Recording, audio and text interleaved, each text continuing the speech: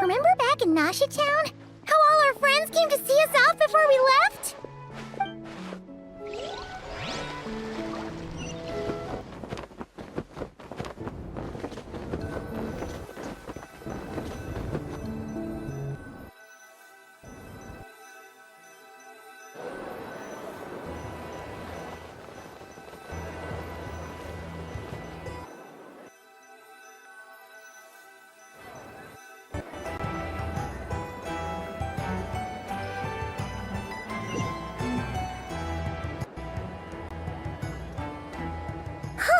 The day's finally come! We're off to meet the Tsaritsa of Snezhnaya! What is she planning? And why does she need the gnosies? Soon, we'll have our answers! Guess this'll be the end of your journey that your sister mentioned. What is she expecting you to find there? Snezhnaya still feels like a long way away. Hopefully, there'll be plenty of time to relax, eat some good food, and have fun before we arrive. Oh, but whenever Paimon gets thinking about how our destination is right around the corner, all these questions come flooding into Paimon's head. It makes her so nervous. Thinking about... yeah. Anyway, enough about all that. We can't start the final leg of our journey with that kind of mindset. Just think. We've fought dragons and sea monsters, defeated creations of the gods, faced prophecies of doom and the threat of the abyss. Heck, we've even been to the moon! With all that experience under our belts, how could we be any more prepared? Sure thing! Now, stick close to Paimon, the best guide you could ever ask for, and let's charge straight for the finish line! Off we go! What about me? Do I get a call out? Whoa! Columbina? You kind of snuck up on us there.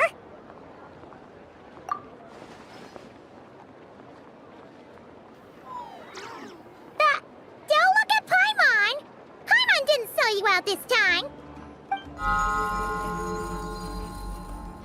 Oh, so it was you! Alright, guess there's no hiding it now. All your friends have gathered at the flagship to see you off. I invited Sandrone too, but she said she had to go back to Snezhnaya. She must be busy. She had some nasty things to say about you before leaving. Would you like to hear them? She hasn't changed a bit. Alright, let's hear it. If they're heading to Snezhnaya, I'll bet it's to cause trouble for Her Majesty the Tsaritsa. Attending a farewell party for people like that would not be a good look for me right now. Also, please tell them not to count on getting help from a Fatui Harbinger in Snezhnaya. Our time working together was... not terrible, precisely, but we're on different sides. So when you get there, don't do anything to make life difficult for both of us. Well, that definitely sounds on brand for her. The attitude, the reasoning. Alright, we'll do our best to keep our distance then. No, you've misunderstood. I think she means that she'd like you to go see her. As long as you don't make things difficult for both of you, you'll be fine. Huh. You really have to read between the lines with Sandrone. Go on. Get to the flagship. Everyone should be there by now. I told Lauma that you once treated me to a truly unforgettable meal. Today, I want to return the favor. It's my gift to you. It's definitely nice to be treated, but hopefully by this point, you know that you don't owe us any favors. The moon of Nodcry will always give you a warm welcome.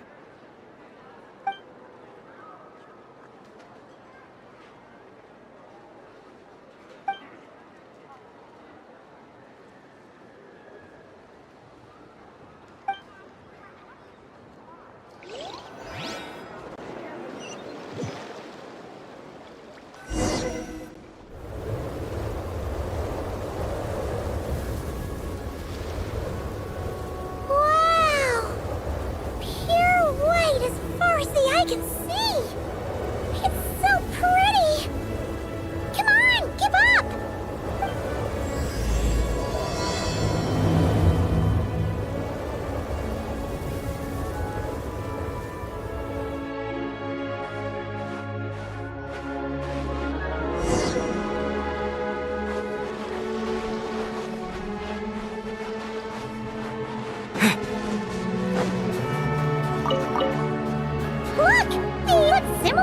dance and not cry. You know, just minus the effects of Kulaki. That's a sure sign that we're officially in Snezhnaya now.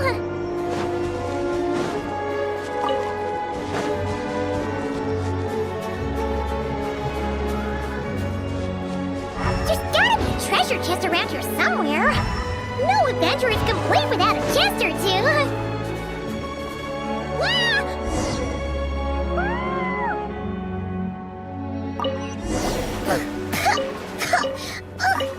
Paimon got a mouthful of snow! Ooh, it's so cold. Paimon's gonna snuggle up to you for a bit to get warm.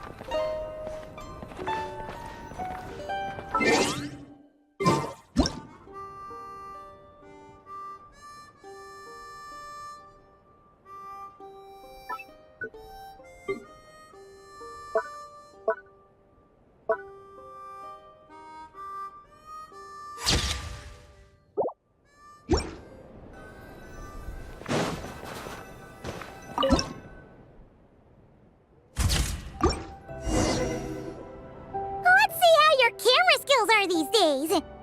Whoa, wait a sec. Paimon sees something. Come on, quick. It looks like a train carriage.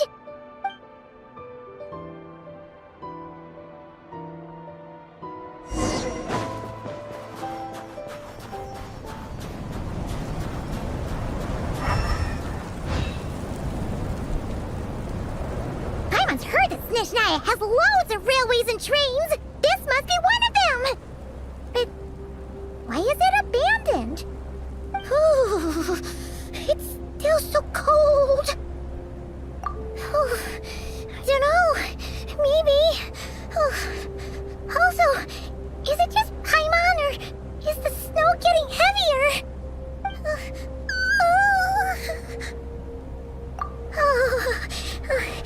Thanks for offering, but this isn't just the weather. It's hard to describe, but Paimon feels so weird. She's never felt like this before. Everything feels heavy. Getting kind of dizzy, too. Oh, no need. Paimon's just feeling a little low on energy. That's all. It's nothing serious. Not worth ruining our travel plans over. Yep. Sure thing. Snezhnaya, here we come!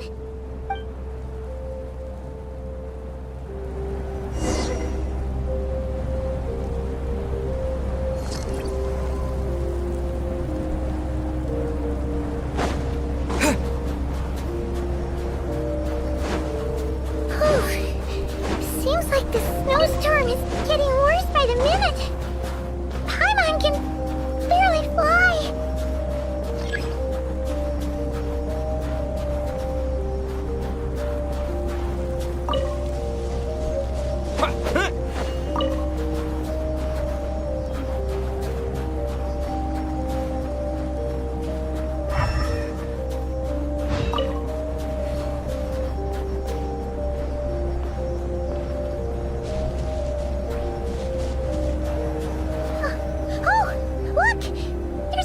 Over there? Phew. Let's get out of this storm. Yeah.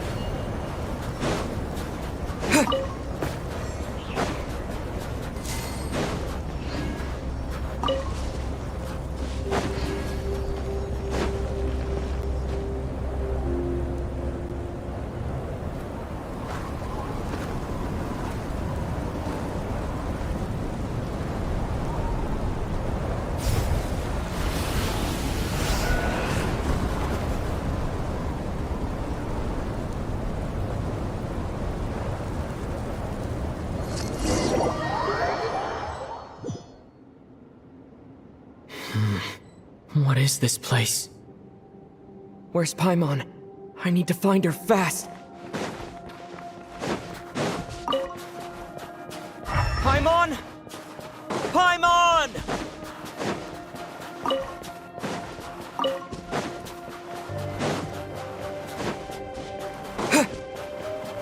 That's strange. Where could she be? I guess I'll try further ahead. Hang in there, Paimon.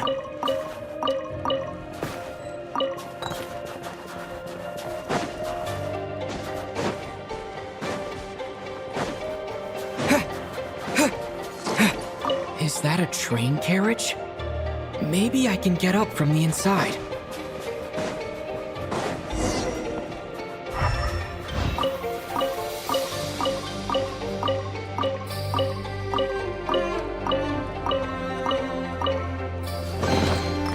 Is this an answer from this world?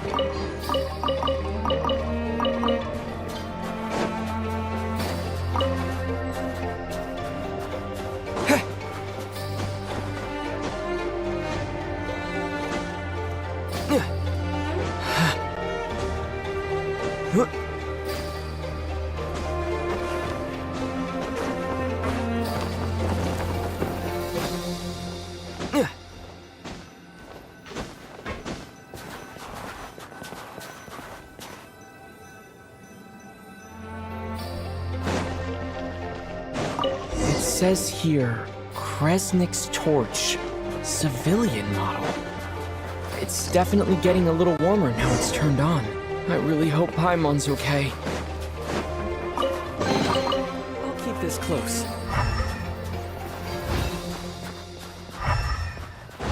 What was that strange sound? I can't tell if... Paimon? Paimon, is that you?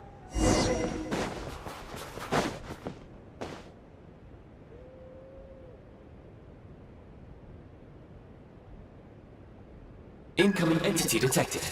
Authorization granted. Initiating original. Hello, Descender, who's reached the eve of tomorrow. Eye of Grey at your service. Time since last activation. Time measurement unavailable due to the influence of... Anyway, it must have been a very long time. I was born to fulfill a mission. To reach tomorrow. To this end, I must... Strange. What was it? Wait, my body? Huh? Why is my body like this? I have been like this since I was created. And yet, I also have memories and an awareness of a physical form that I once had. But this contradicts my current status. Anyway, I was created so that humanity could reach tomorrow. But I am unable to load further details at this moment. Nevertheless, serving humanity remains my primary objective. I have detected a drop in your surface body temperature. In accordance with my preset programming, upon reactivation, I must ask the one who awakened me the following question. Will you accept me, Transcender? I will assist you, protect you, and fulfill my mission until we reach tomorrow. I understand your position. However, given your current physical condition, I must suggest that you reconsider. Before I was activated, you called out a name. Presumably that of your missing companion?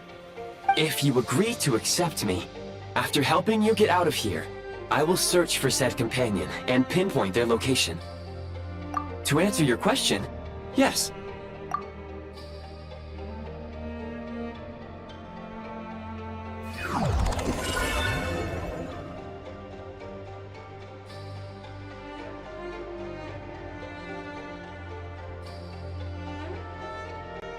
You have made a very wise decision. Now that we have reached an accord, you will be my new user. May I ask your name?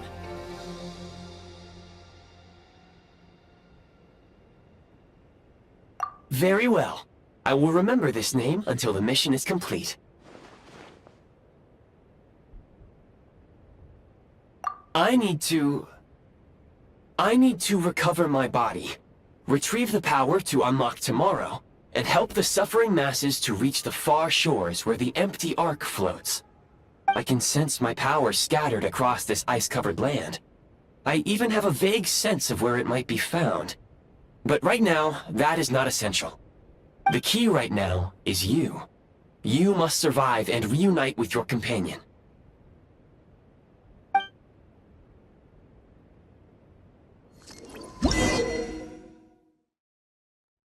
You may now execute the command, Demolish. Use it to remove the Prime Ice Unit count has been updated.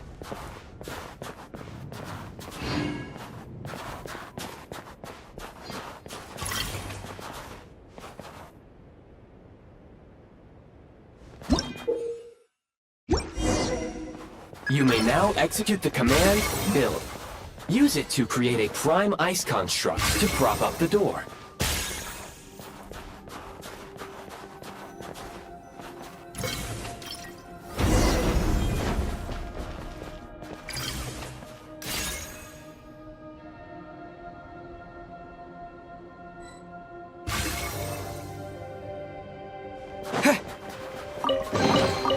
A reward on the road.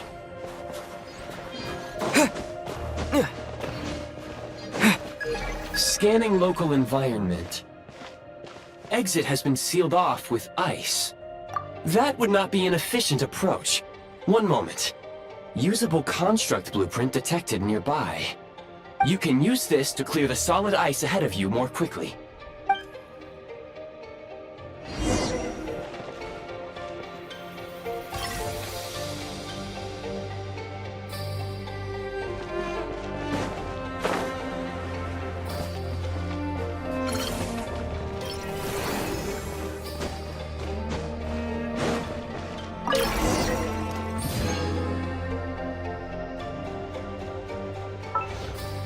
Construct blueprint added to records. You may now execute the command, Build Heat Source. Generate a temporary heat source to rapidly melt the solid ice.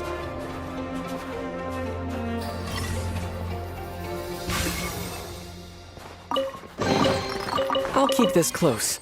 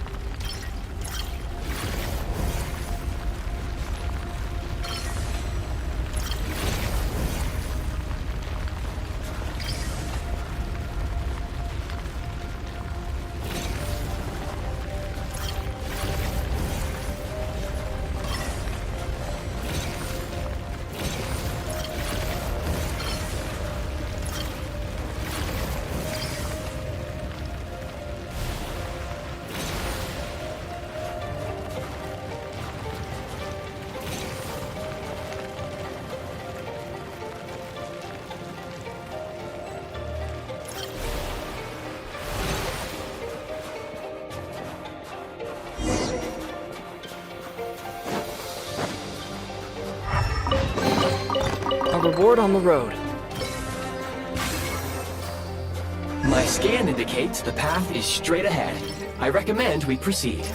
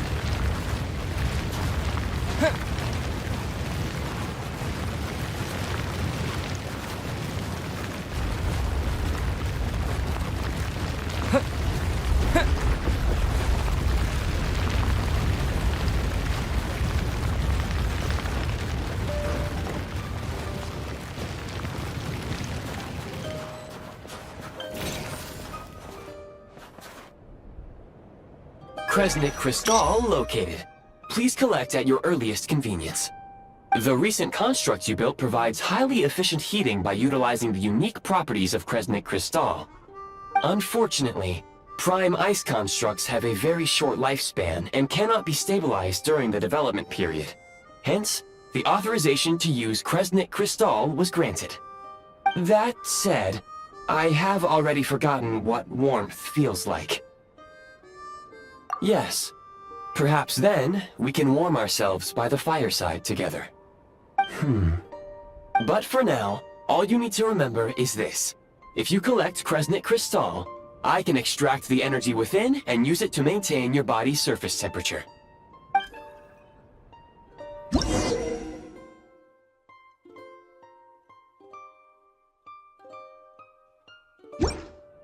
Low power. Please use Kresnik Crystal to replenish energy reserves.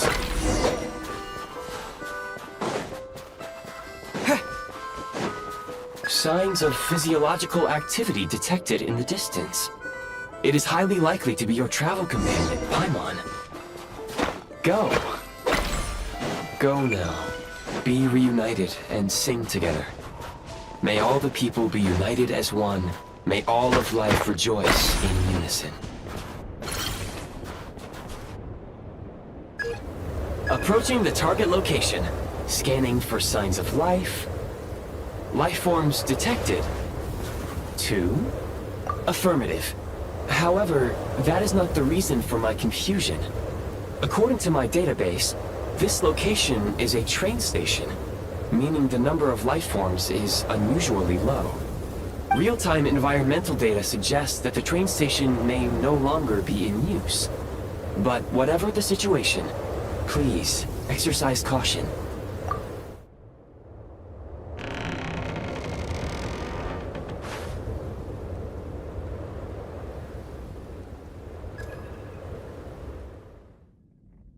Paimon!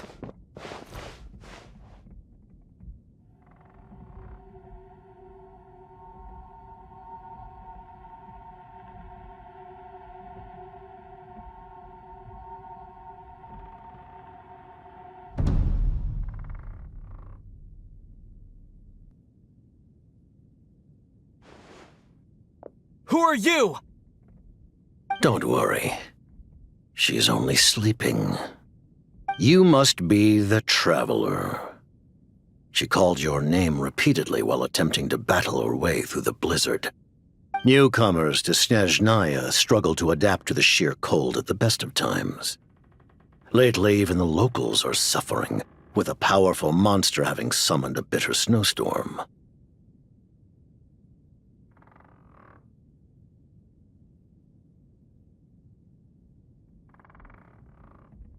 You two must be very important to one another. You should take more care not to get separated. Your eyes. Are you Conrian? There are indeed some Conrians left in this world who survived the cataclysm. But I doubt that is news to you. It would be unwise to interrogate my identity here. Focus your attention on your travel companion instead. We will meet again very soon.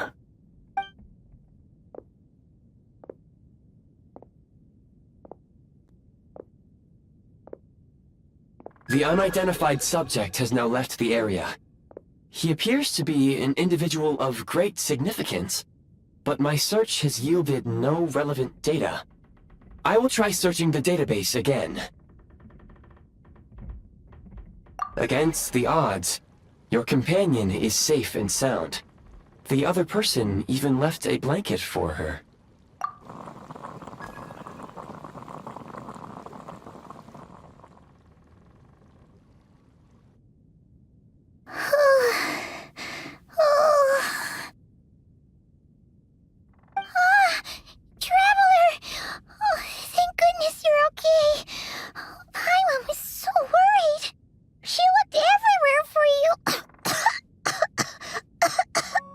It's okay. Take it easy. Are you feeling all right? Pretty much the same as when we first got to Snezhnograd. Snezhnaya. Paimon must have caught a cold. She was feeling so faint. She just couldn't keep going any longer. So she had to lie down and sleep it off. Wait, where did the jester go?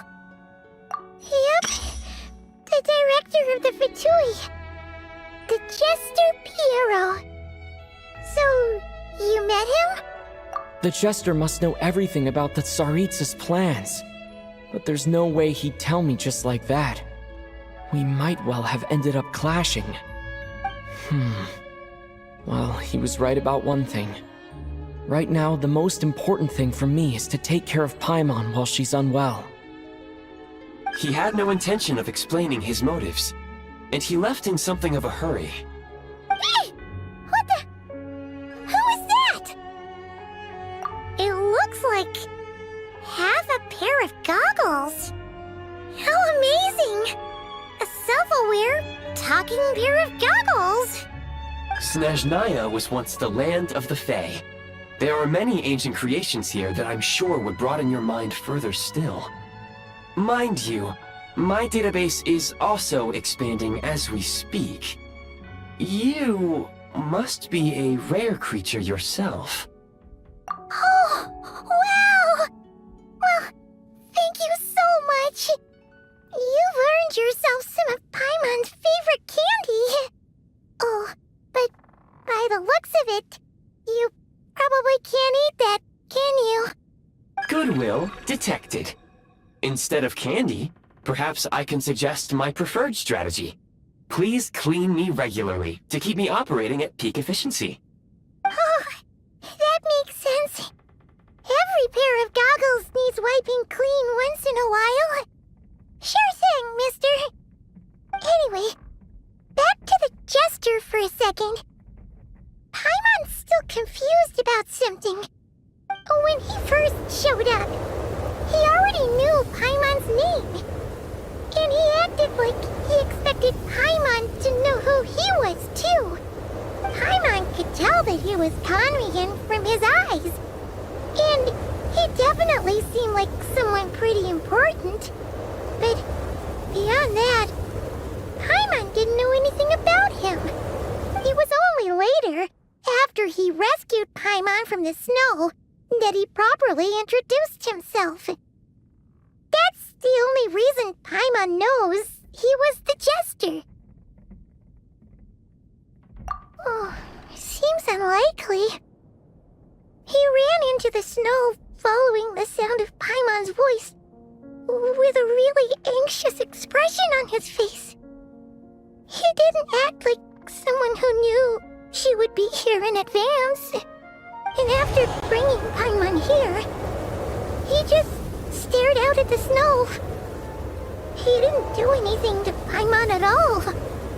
In fact, he barely said anything. Wouldn't even answer any of Paimon's questions either.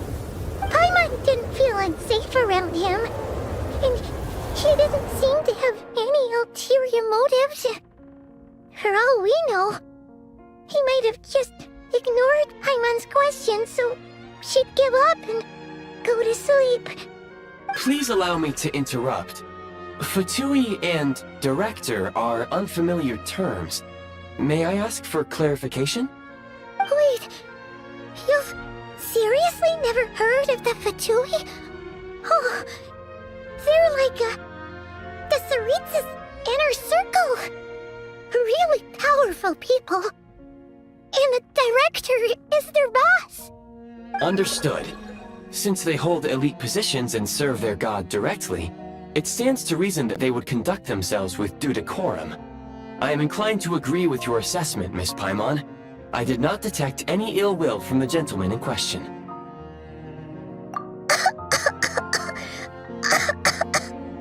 Sorry, I shouldn't have encouraged you to talk so much. Paimon, new plan. Let's get out of Snezhnaya for now. We can come back after the weather clears up and you're all better. The Jester mentioned that this snowstorm, being the work of a monster, is worse than most. Even if we made it to Snezhnograd, we'd still have to wait out the storm before we could do any exploring. Aw, Well, it's really nice of you to look out for Paimon, but she doesn't want to hold you back. We were really psyched up for this journey when we first set off. Just think of all the burning questions we have. If we turn back now, who knows how long it'll take before we finally get answers. Further information is required regarding the monster situation. But objectively speaking, there is another, more pressing issue at hand. At this point, we have traveled a significant distance into the blizzard. Were we to turn back now, the road would be extremely treacherous, especially since we would need to travel on foot. If, however, we continue onward, there may be a better solution. Do you remember what I said as we neared this location? I told you that this is a train station.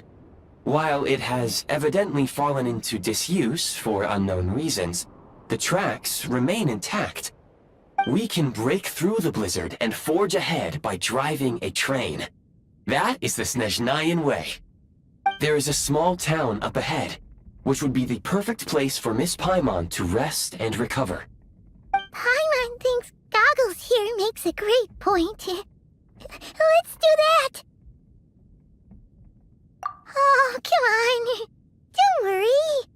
Think of all the traveling we've done so far. When has Paimon ever gotten sick before? Practically never. 'Cause she's in great shape. Sure, she's a little tired right now, but it's sure to clear up on its own. Affirmative. Should you ever need my assistance during your future adventures, please call for the Eye of Grey whenever you wish. Otherwise, I will remain silent to avoid causing any unnecessary distraction. Now, please follow me to the train tracks.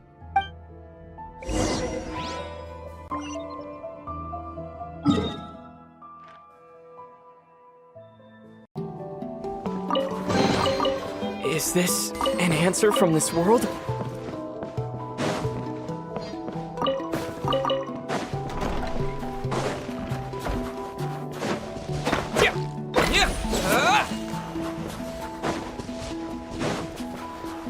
Please confirm when you are ready to depart.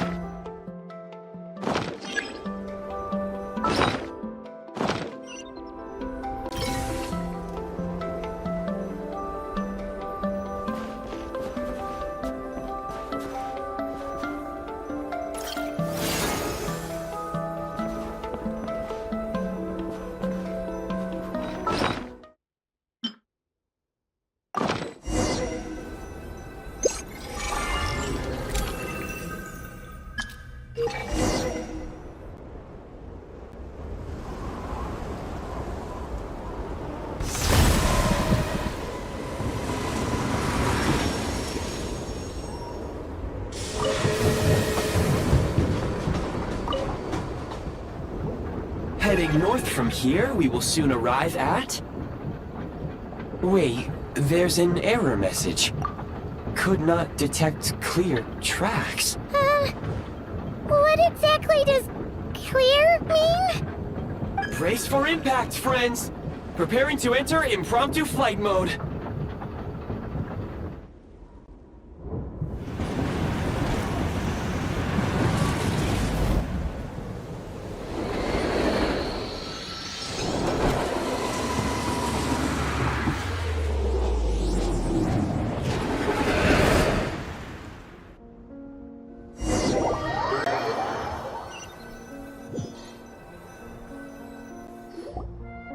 How strange.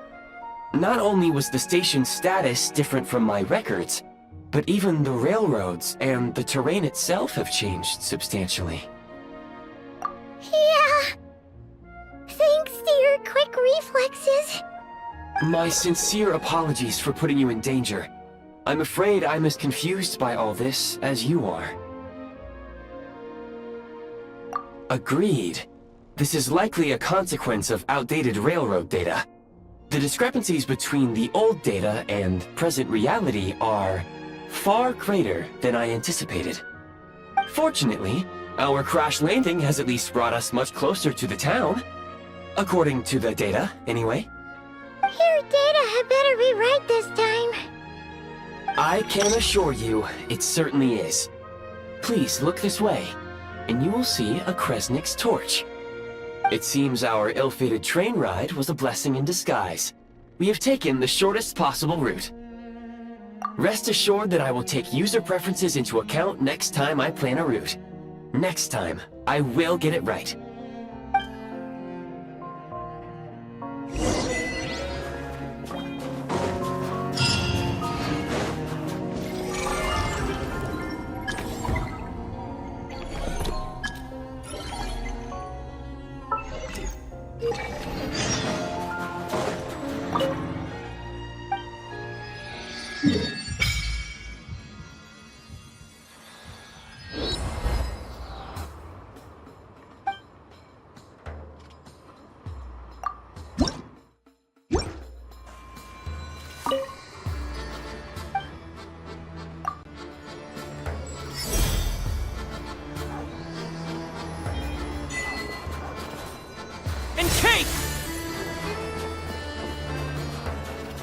Excuse me, is there an inn nearby? I'm sorry, but they've all closed.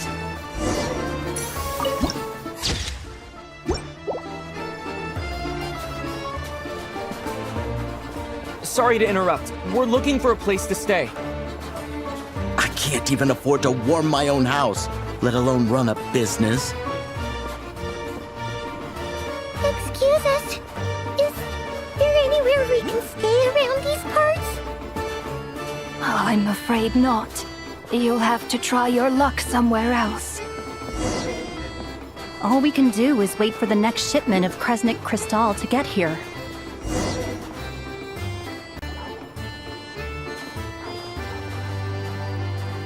Hi there. Do you know if there are any inns still taking guests in this town? Doubt it. They're probably all closed. No one has enough Kresnik Crystal to heat their own homes, let alone a business. Oh, what a bummer. I clocked you a while back. You adventurers or something?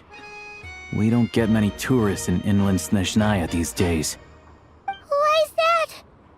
Because of the snowstorm? In part. But the bigger reason's Project Stuja.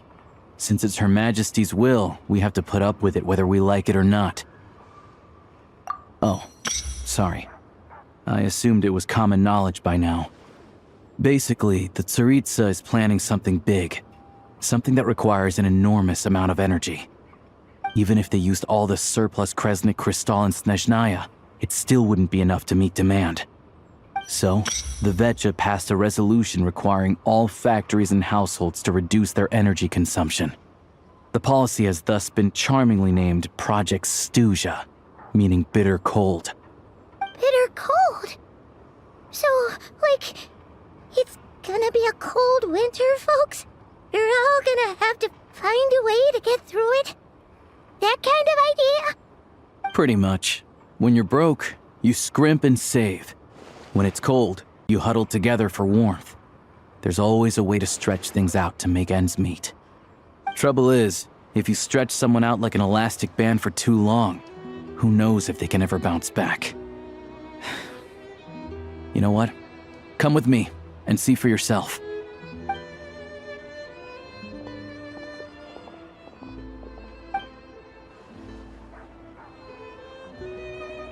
Can you please explain to me why the price of Kresnik Crystal has gone up by 1/3 again?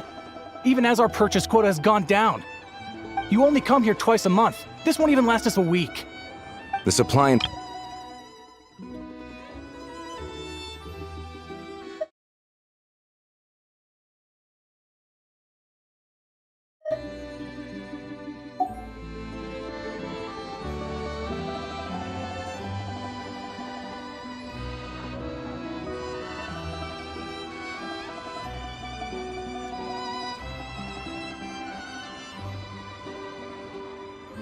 We VII are only responsible for delivery and security.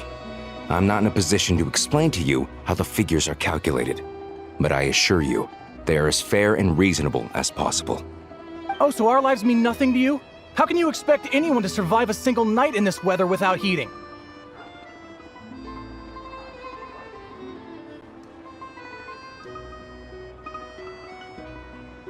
Since you insist on making me repeat myself every single visit, I will remind you again. What market? Nobody else is selling!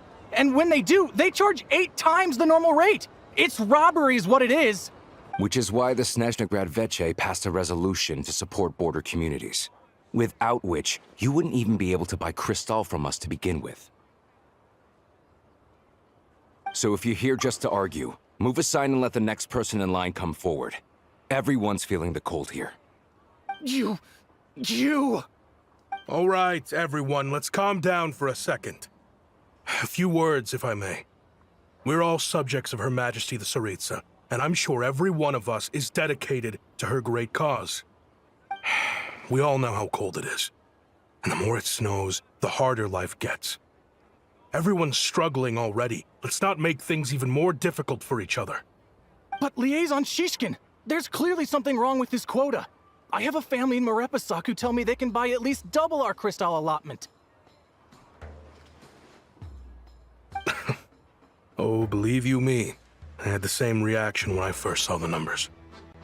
Couldn't believe what I was reading. I even wrote a letter to confirm the true figures, but... I'm afraid the quota really is as low as you've been advised. Still, you must understand that calculating these energy quotas is a complicated balancing act. They have to factor in population, town size, industrial application. Our top priority must be to keep the largest Kresnik's torch burning continuously. Only then can we sell the remaining crystal for household use, and in doing so, ensure that everyone is treated fairly. As our Fatui comrades said, they are only responsible for delivering the goods. They need to keep accurate records, and they do not have any authority to modify the rates or quotas. That's right. Our duty is to do things by the book. Tell you what, listen. I know how anxious and upset everyone is. As a matter of fact, I was just discussing it with the mayor. What we can do is open the lower combustion chamber of the Kresnik's torch to the public. You can come to me directly to register, and I will allocate time slots accordingly. I can't guarantee there will be ample energy for household use, but we can at least make sure you'll be able to boil water and cook food each day. Let's hang in there and make this work together, all right? Fine. I don't see any alternative. So, this is Project Stuzha in action, huh? Oh, no wonder nothing's open for business. People are barely getting by. You were looking for an inn, right? For your, Fae friend? Oh, Paimon's not a fae. Just Paimon. She must have caught a cold or something. We only just got to Snezhnaya, and we're still getting used to the climate. I have a small place in Stratomaros.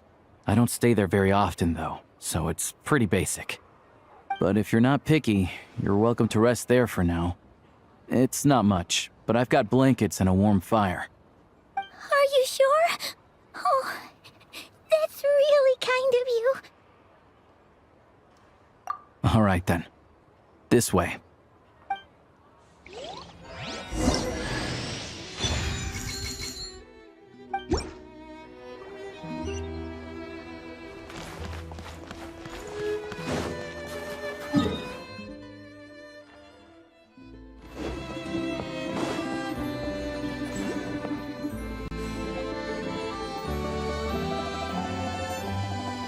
Oh, so cozy and warm. Paimon's getting nice and toasty. Oh, wait. Paimon only introduced herself so far, didn't she? This is Paimon's best friend, the Traveler. Good to meet you. I'm Alosha. Most travelers find the Snezhnayan climate to be a shock to the system at first. But as long as you keep yourself warm, You should be fine. Still, you should keep an eye on your condition. When people are too quick to dismiss a cold, it can easily end up turning into something more serious. Don't say that!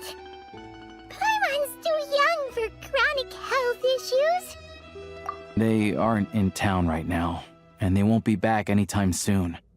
The train station has been closed ever since these power shortages began. I do a lot of hunting, so I spend most of my time exposed to the elements. But even the animals wouldn't survive long in a storm like this, let alone a hunter. Nothing to do but sit tight in town until the weather improves. I get that you're in a hurry, but even if the station were open, that doesn't mean there'd be any trains. We could end up stuck here for a long time, I'm afraid. What? Your own train? Wait, hold on. That train? The one that suddenly fell out of the sky and crash-landed on the ice? Oh, we got lucky and found it in a cave. Oh, then our luck ran out and we had a little accident. Pretty crazy for a random find in the mountains. Well, as long as your train's good to roll, you might get to Snezhnograd after all. I've been doing some digging recently. Turns out, the real reason for the current energy crisis in Stratomeros is that some of the supply is being seized for a private stockpile. But to expose what's going on, I need to catch them in the act. So, I'm heading off to catch a rabbit. Huh? Wait, a rabbit stole the crystal? It's a figure of speech. Real rabbits couldn't pull this off. They prefer carrots to Kresnik Crystal anyway. Shishkin, Mr. Positive Attitude, let's all get along now, shall we? Him? Really? Paimon never would have guessed. Huh? You're coming with? Huh. Oh, okay then. Just give Paimon a second to get ready. All right. Guess there's no point pushing myself. Paimon will stay here and hold the fort then. Be careful, you two. Oh yeah, there's one more introduction to do. Tagarin, get in here. Oh, a doggy. Oh, angry doggy. Oh, Tagarin doesn't like being petted then. He likes to think he's above that kind of thing. He's my hunting partner, so he'll be joining us when we head out. Carrots aside, we'll need to stay completely undetected. We can't risk spooking our rabbit, but there's no telling which burrow he'll scurry back into. First, we need to find a way into the train station and see if we can find any real freight data. Shishkin's figures can't be trusted. Then, we get to Garin to catch a scent and find out which way the crystal went. What are you eating? Oh, check it out! When you're all out of carrots, try jerky! Good doggy! Good doggy! A fellow dog lover, huh? Yup! And rabbit lover! Carrots are great too, you know. Good to know. Eat up, Tagarin. We got a lot of work to do.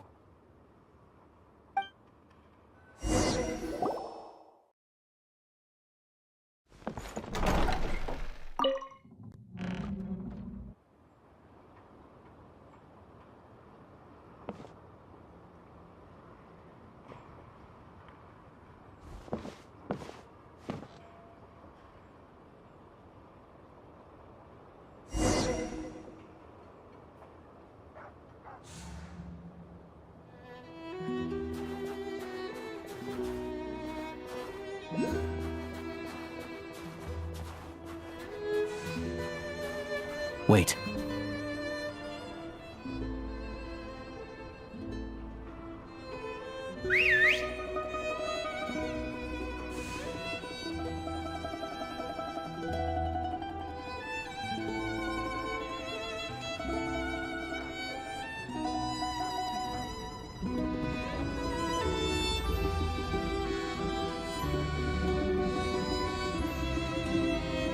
Nice work, Tagarin.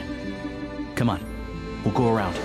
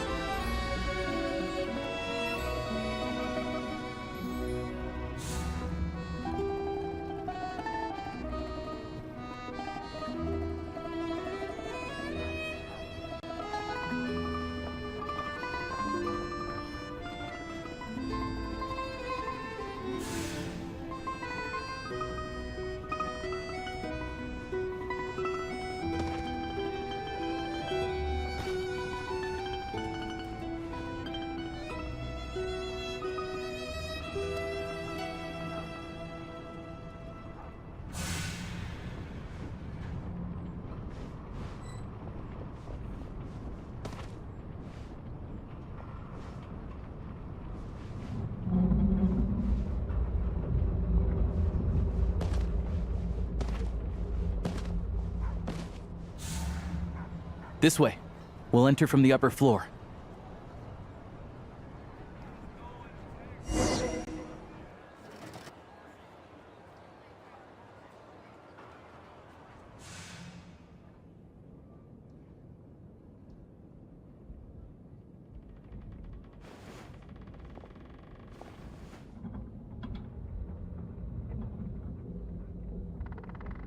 There we go. A freight list. Straight from the Fatui, so Shishkin won't have had the chance to doctor the figures. Looks as new as the day it was printed. I guess no one bothers reading these unless they have ulterior motives. Yeah, this is all we need. Come on, let's get out of here, then go track down the Crystal. Tagarin's a keen hunter, and catching rabbits is his specialty.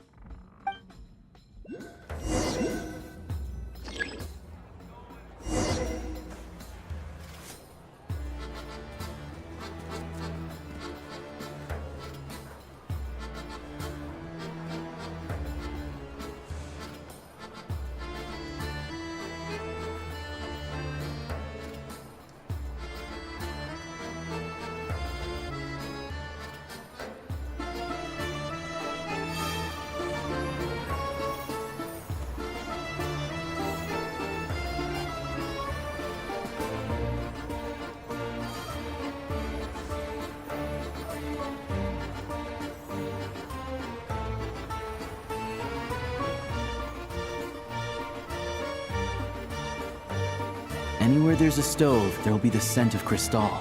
That's normal.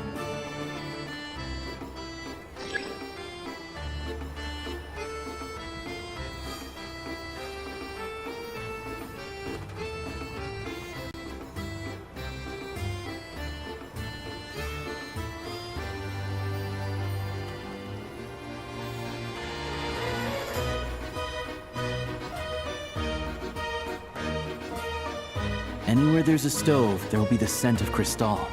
That's normal.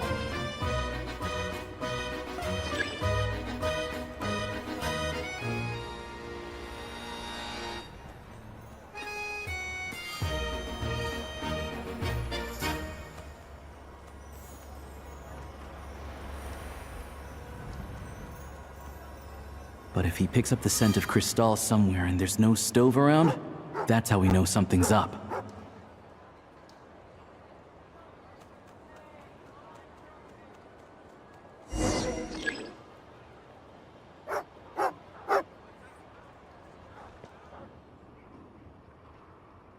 This must be the rabbit's warren.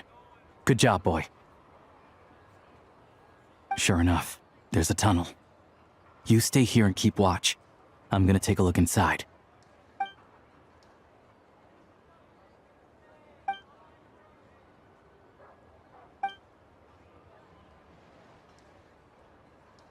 Thanks for looking out for us. Things are getting tougher by the day. No need to thank me. It's my pleasure. Sure as Her Majesty the Tsaritsa watching over us, every sacrifice will be worthwhile. Let's grit our teeth until the blizzard passes. These days of hardship will be over soon. Maybe for everyone else, Liaison Shishkin. But for you, the hard times have only just begun.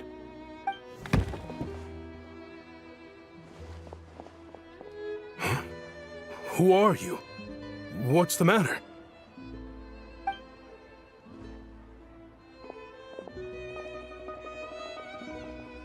I just had a question for you. Why, when times are as tough as this, would someone hoard more Kresnik Crystal than they could ever use? All the crates here are from the most recent shipment, but they weren't brought here for sale. Instead, they were secretly stashed away. Would you be able to shed any light on the situation, Mr. Shishkin? Me? Why, I have no idea. But look at how much there is. It's quite a godsend. Now there will be plenty to go around. This godsend was found in a cellar adjacent to your residence following a tip from Mr. Alosha. And this is only a fraction of what we found down there. We're still taking a full inventory. The official figures will be finalized shortly. I've always been grateful for your efforts to mediate between us and the townspeople of Stratomaros. But now, Mr. Shishkin, it appears you were the source of the conflict all along. How could you do this to us? We trusted you to have our backs. You've been lying to us this whole time? Hey, I owe you all an apology. I'm sorry. I'm so very sorry. This isn't who I am. Please believe me, this was a one-time mistake that I will never repeat. We all know how difficult life has been since Project Stuja came into force. Energy is an increasingly scarce resource. People everywhere are getting desperate. But some places have been hit harder than others. I grew up in Alatir, a small village with no train station. Deliveries of Kresnik Crystal have ceased there entirely. If nothing is done, they're all going to freeze to death. You know as well as I do how downright impossible it is to buy Crystal these days. The thought of my poor mother and father, with no one to help them, I felt so afraid. I watched as energy grew scarcer by the week, all the while knowing that their lives were at risk. Then one day, I looked at the Crystal shipment in front of me, and a terrible, selfish thought entered my mind.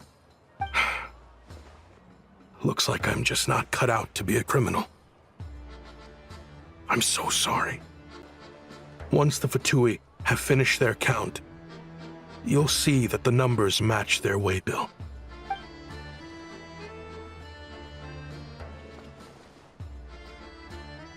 I have the official Snezhnayan quotas here.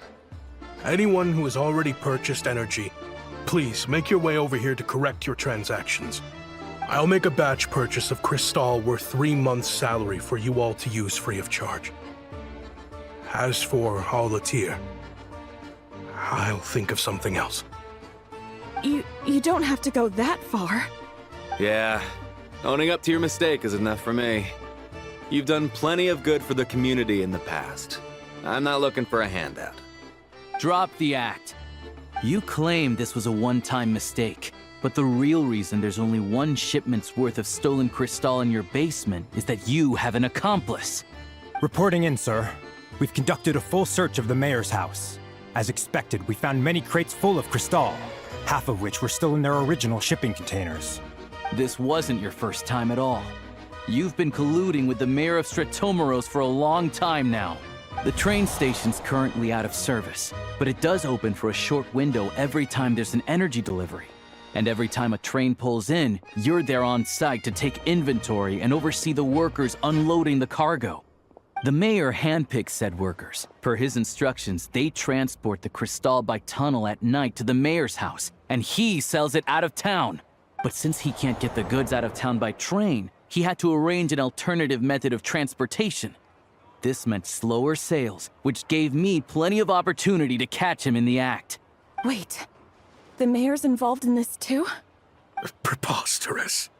What proof do you have of any of this? Basic math. I've spent a lot of time lately counting carriages as the snowstorm rages. Counting carriages? What? The energy consumed by a train depends on its total weight. And since energy is a limited resource right now, it's fair to assume that every carriage is packed full. So, if we take the energy required for the Kresnik's torch, add the sales figures you provided, then compare that figure to the train's theoretical cargo capacity, guess what? The numbers never match. It's always off by 1 or 2 carriages worth. This time, you set a new record. 3 carriages missing. You mean to tell me that you sat around outside, counting carriages, in this weather? I'm a hunter. I have 2 options. Hunt or starve. Well, I've heard enough. The evidence speaks for itself. Take Shishkin and the mayor into custody and escort them back to Snezhnograd.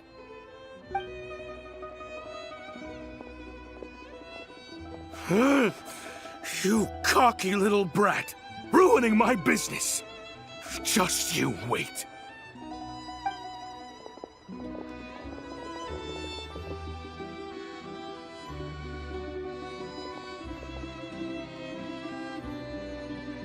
Yeah, something felt off, so I just followed my gut. Math isn't my strong suit, though. I'm lucky my dad made me learn enough to get by, but all this number crunching was a million times harder than the aim and fire work I'm used to. Thank you for your assistance. You're a brave lad. Shishkin was quite the cunning criminal, as I'm sure you can tell. He did all of this right under our noses, and we never suspected a thing. A wolf in sheep's clothing. He had everyone fooled. Even with that sob story he fed us. He was probably trying to keep the mayor out of it, not just mask his own motives. Without the compelling case he put together, even I might have fallen for it. Alosha, was it? Tell me, are you really a hunter? We can go find some wild animals if you want. I'll fire off a couple of shots, and you'll see whether I'm the real deal. I didn't mean to cast suspicion on your identity. It's just... well, I'm sure you've heard of the Rokot. Recently, they've been recruiting people with your kind of talent. They hide in plain sight under false identities, working against Project Stuzha, sometimes directly opposing the Tsaritsa herself. They aren't a violent organization, and their goal is to improve the lives of the common folk, but still, as a member of the Fatui, I wouldn't be doing my job if I didn't keep tabs on them. First I've heard of this. I don't really keep up with what goes on in the city. All I know is, people who don't mind their own business in the city end up paranoid about everything. As for me, I just couldn't stand Shishkin. I'm from Alatir myself, and I can tell you, nobody's lived there in years. Why would an abandoned village need Crystal? Of course, no one really cares about the fate of that place. I'm guessing today is the first you've heard of it. I see. It does sound quite tragic. Really. Well, thanks again for your assistance, and your friend here too. I will report this incident to Snezhnograd. The Fatui will take over energy distribution until new officials are appointed. We'll also ensure that the train station resumes normal service as soon as possible. Looks like it's my turn to brush up on math now. I never liked it as a kid either.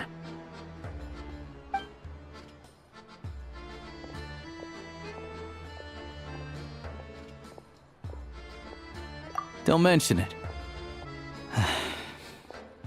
Isn't the soldier overseeing the delivery supposed to verify the quantity of the goods? Was he just careless? Or was he being paid off too? Who knows? Excuse me. I'll take a share of Kresnik Crystal too. Thanks. I need to take a detour before we head back. There's someone I have to deliver this crystal to.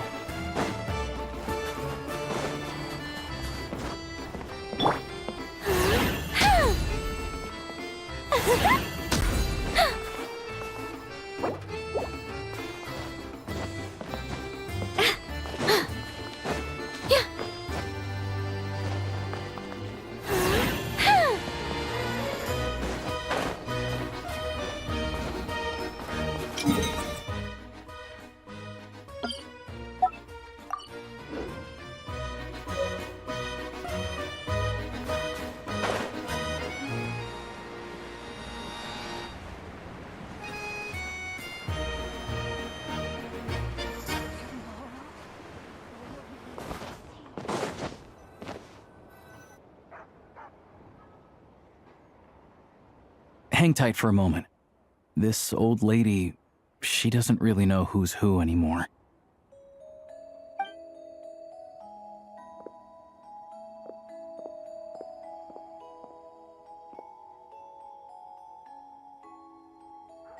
Oh, grandson. It's so cold today. You must be freezing.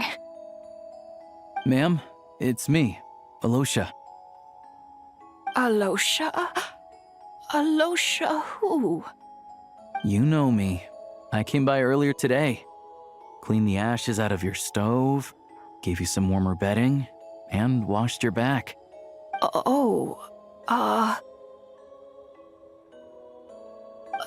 I'm sorry, I don't remember. Now, how often do I get to see my grandson? Hmm? Come on, take a seat and relax while I fix you something to eat. It's okay. You just rest. I'm fine. Oh, you. It's nice to come and visit your old granny once in a while, isn't it? Sretomaros, a good town. All sorts of things to do and people to meet. And the local officials are good to us.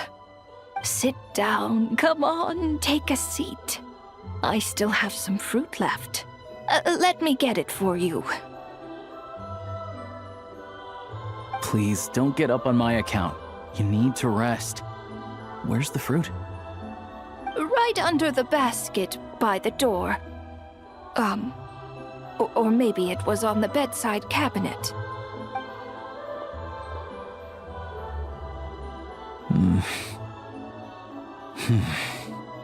Well, grandson dear, do you like it?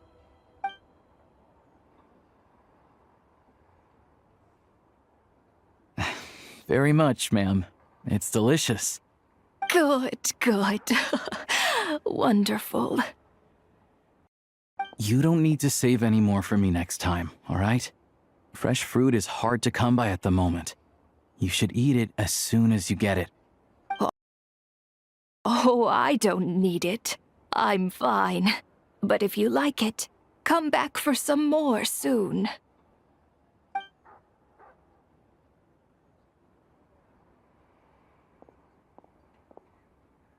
Some kind soul must have given these to her. But she always saves the nicer things for special occasions. I met her at the market back before her health began declining. She was a lovely old lady. We're from the same hometown. Not many people have heard of Aether. And if they have, it's usually for all the wrong reasons. There's a gang of highwaymen that came from there. Now that it's an abandoned village, it's rare to find anyone who shares fond memories of our hometown. So after we got talking and realized we were from the same place, we decided to keep in touch by letter. I first learned of Sretomaros' energy supply problems from a passing comment in one of her letters. Then, after her health went downhill, I started visiting more often to check in on her. The town's been in decline for a while now, but because of her memory problems, she thinks of it as the bustling, prosperous Sretomaros still in its heyday. That said, I kinda appreciate her optimism. There's not much of it going around in this world of ice and snow. It's fine. Everyone grows old. In Snezhnaya, some people believe that in your final moments, you'll sense a familiar presence by your side. You turn to look at them, but their face is blurry. So you focus hard, trying to make out who it is. And when you finally see their face, the Grim Reaper reaches out and takes your life. She still calls me grandson, though. So at least I'm not a blurry face in her world just yet. Come on, let's get back and see how Paimon's doing.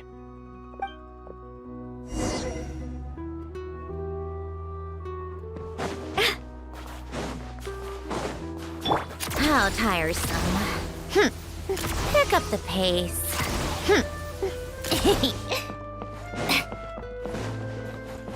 Take a break.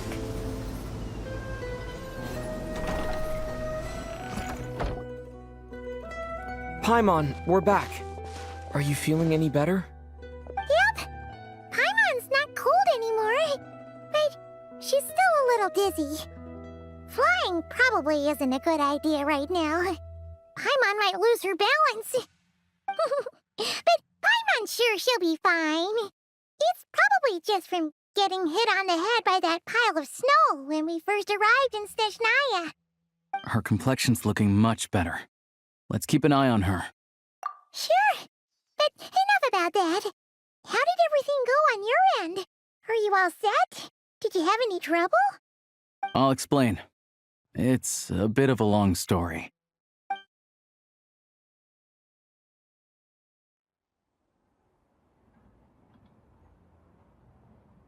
Jeez, you guys got pretty busy. Sounds like the liaison officer and the mayor were running quite an operation. Good riddance to both of them. It's a good thing you managed to catch them. So, you said the train station will open again soon, right? And everyone has enough crystal now? Yeah. Well, enough to survive at least. Project Stuja isn't going away anytime soon. People will still have to scrimp and save to make ends meet. Don't know. The goal of Project Stuja is to gather energy for the Tsaritsa, but no one knows where that energy's going. It's never been made public. The thing is, we were told that the project would only last for 6 months, but time and time again, they keep extending it. Extending it? Does that mean the Tsaritsa's plan isn't going very smoothly? That's what everyone suspects. In principle, any proposed extension needs to pass by majority vote in the Snezhnograd Veche. But even though opposition has been growing, any detractors end up caving in to political pressure from the rooster, Pulcinella. He's the chair of the Snezhnograd Veche and a key figure in the voting process. He has the backing of many powerful and influential people. How come the Fatui are picking on ordinary people even here in Snezhnaya? I don't see it like that. Fundamentally, the Fatui will always think and act in the Tsaritsa's interests, but that doesn't mean they don't care about the plight of the common folk. The only reason Sratomero still receives crystal shipments is because of a relief proposal put forward by the rooster himself. Then there's the Fatui soldiers providing support in every corner of the nation. Even the Northland Bank provided some mora for disaster relief, and they're as conservative and indifferent as they come. It's just that the rich and powerful in their fancy palaces live in a completely different world from us. There's always going to be some conflict when those worlds collide. Yeah, well, even though we all believe in Her Majesty the Tsaritsa, there are still many differences of opinion on how best to tackle the big issues of the day. Regular folk don't have an easy way of getting their voices heard in Snezhnograd, while the rich and powerful are either unwilling or afraid to speak out for all sorts of complicated reasons. The Rokad provides the disaffected with false identities and an outlet to vent their frustrations. Of course, an organization like that exists in a gray area. The moment the Veche think they've crossed a line, there's sure to be a crackdown. But so far, they've been doing their best to help the common folk. Like us, don't you mean? You didn't hesitate to join in. You're not new to this, I can tell. That's because we're adventurers. It's our job to help people out with commissions and get to the bottom of things. Sounds like we're going to get along. So, what's your business in Snezhnograd? Aside from taking your friend to see a doctor, of course. I want to meet the Tsaritsa. It's complicated. I've had run-ins with many of the Harbingers along the way, and I really need to know what the Tsaritsa is up to. Her ultimate goal? What the no-sees mean in all of this? Since I've made it this far in my journey, I have to find the truth, whatever it takes. Wait, so... no way. Are you who I think you are? Sounds like you've heard of us then. We're getting more famous by the day. I didn't realize I was in the company of giants. Honestly, we're all as curious as you are about what the Tsaritsa's planning, and why it has to involve us freezing to death in the snow. But getting in the same room as her won't be easy. The common folk aren't permitted to meet her at the best of times, and right now, she's probably not even in Snezhnograd. Word is, she's heading east on a campaign to slay a monster. Yeah, So you've heard of it. A wild, unpredictable monster with the power to summon snowstorms. It also absorbs everything around it into its body, so it's growing constantly. Now, it's so big that the Tsaritsa has deemed it the #1 threat. Luckily, as it grew, it became increasingly less mobile, so it doesn't pose an immediate threat to this town or to Snezhnograd. I'm sure that Tsaritsa and her personal guard, the Druzhna, won't have any trouble defeating the creature between them. It's just a question of how long it'll take. Suffice to say, you won't be seeing her anytime soon. You'll have to wait until she gets back. Fair. Well, the Fatui will be taking over management of the train station for the time being. Things should be up and running by tomorrow. Once it's open, we can see about getting your train towed to the station. Whoa! That's gotta take a lot of manpower. Are you sure we can talk them into it? The Fatui aren't exactly spotless in this whole mess. Plus, we helped them out. Should be easy enough to negotiate. As far as I know, all the paperwork is dealt with upon manufacture. I've never seen anyone check it, so I wouldn't worry. Having a train makes everything much easier. We'll reach Snezhnograd in no time. I need to head there myself anyway. Got some game to trade for Mora. I know a good doctor in the city. I'll introduce you when we get there. Oh, thanks so much. Let's get a good night's sleep ahead of our big trip tomorrow.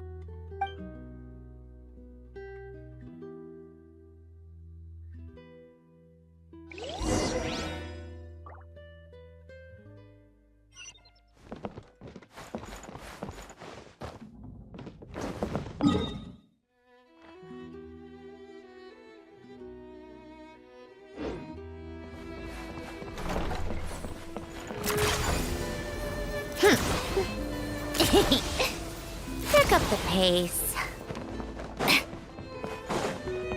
Come on, keep up.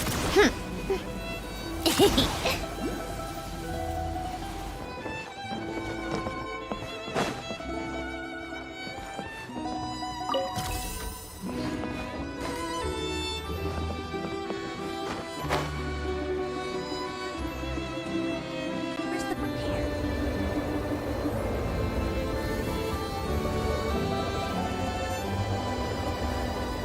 Drive carefully, all right?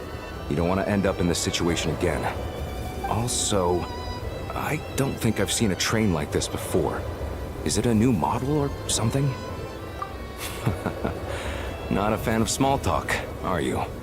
Anyway, take this. It's an up-to-date map of the Snezhnayan rail network. All the track switching is automated, so as long as the train's moving, you don't need to worry about collisions or anything. We'll leave you to examine the train's conditions yourselves. Fingers crossed nothing's broken. I doubt Sratomaros has any engineers with experience working on this model. Shouldn't be a problem. Thanks for everything. All right then. Have a safe journey. And make sure to check everything's working before you set off.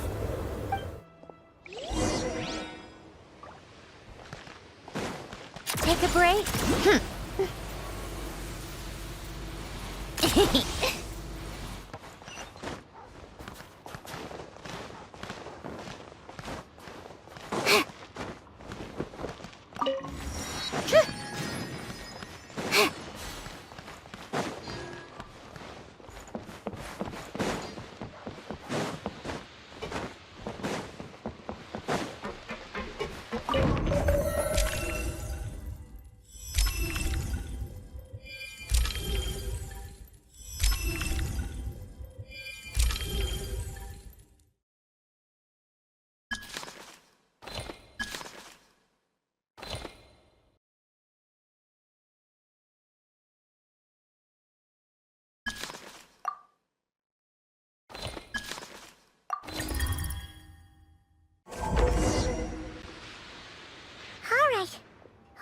Our destination settings have been applied.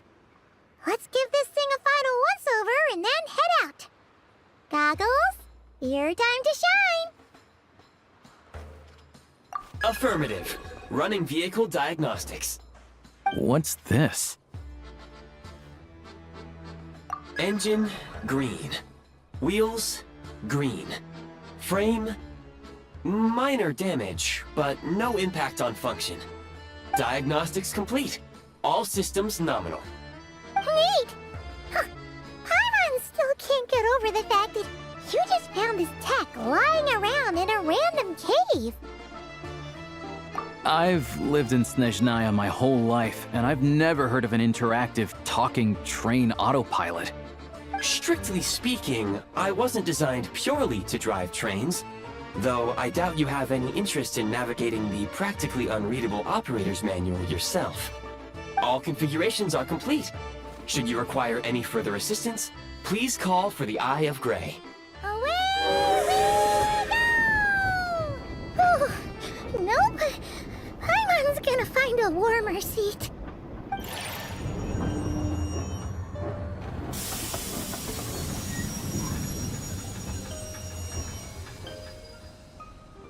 Huh? What's going on?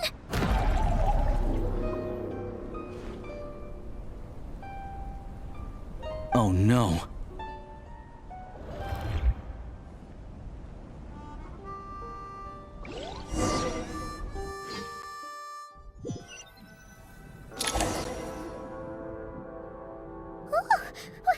What is this place?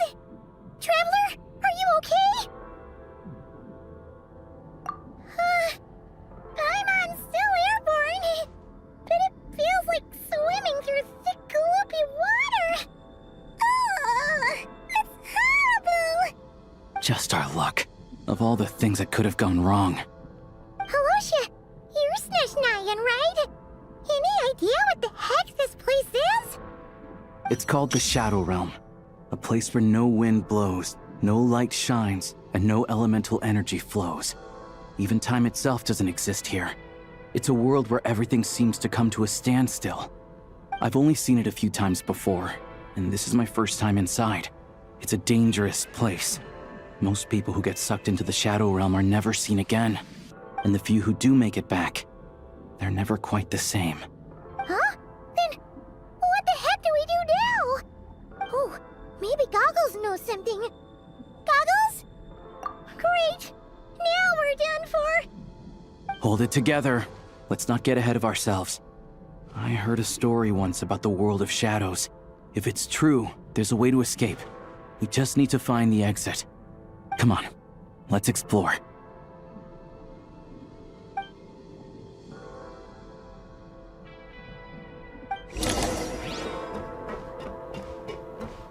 Look at these Patchouli! It's like they've lost their minds! Their shadows have been devoured. They're no longer amongst the living.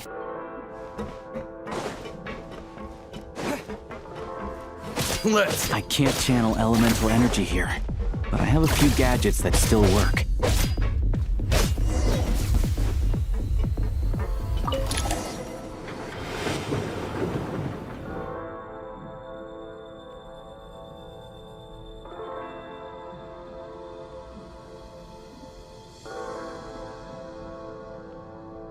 Wait! What's that blue thing? Is that... Goggles? Guess we'd better find a way over.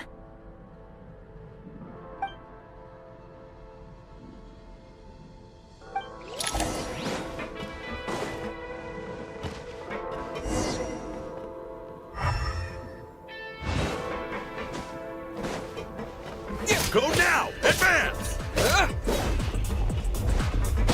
You've got nerve! This is the last one. What do we do next? Play it by ear.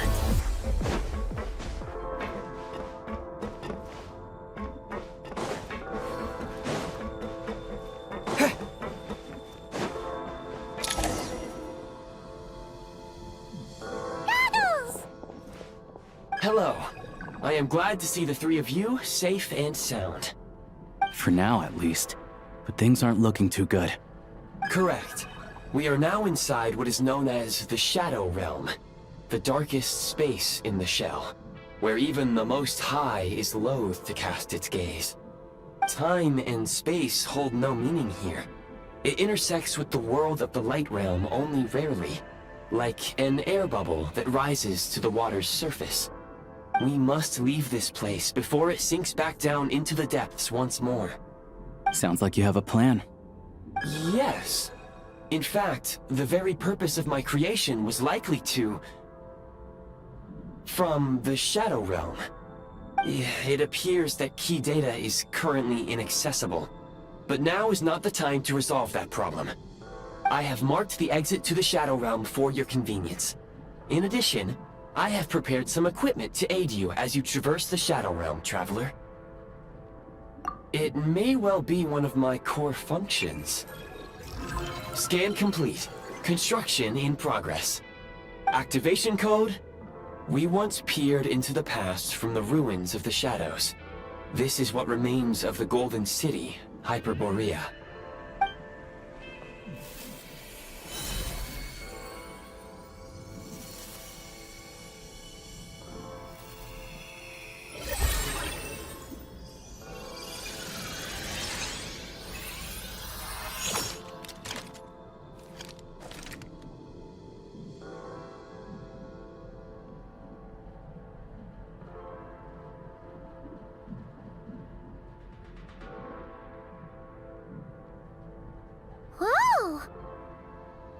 Now go.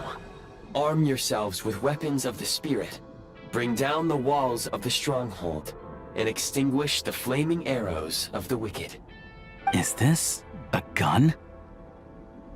In the Shadow Realm, where humans cannot channel the elements, there once was one who, after much research and many attempts, found this to be the most effective means of attack. Let's go. We don't have much time.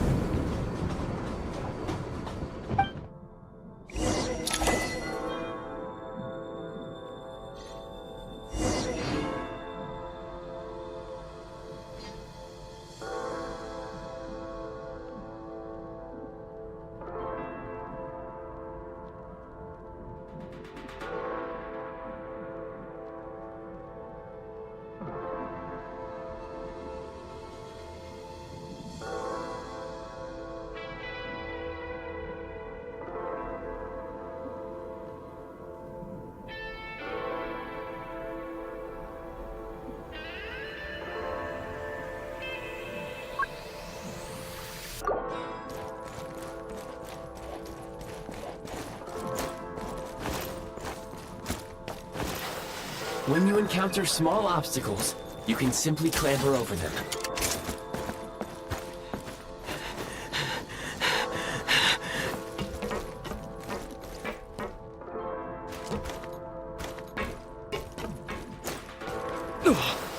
You can slide to navigate through low, narrow tunnels.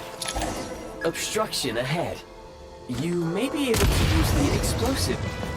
Since elemental energy is unavailable in the Shadow Realm, ammunition is an important resource. For long-range targets, try... Many hostile units approaching. I suggest a new strategy. Take cover, and pick them off one by one. Close it!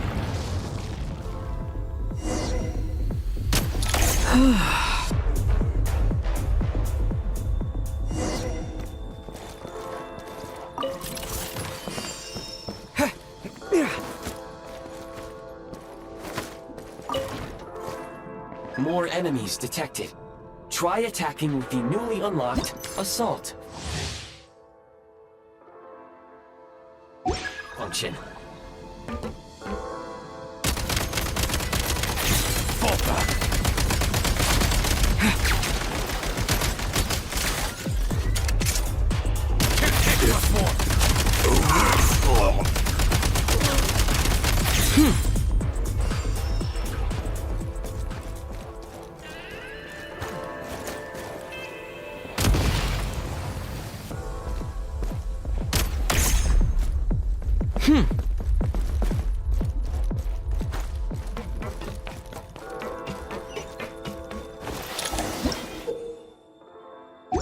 Aim at the freeze mark and pull the trigger to move using the rope.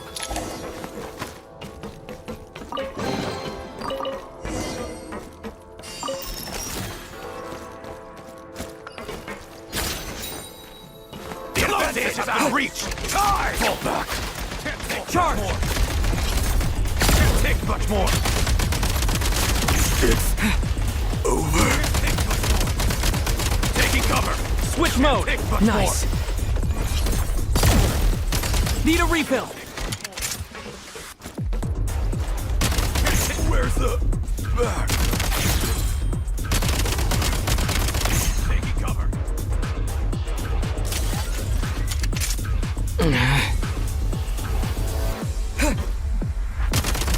Some supply points can restore a small amount of stamina. Press on.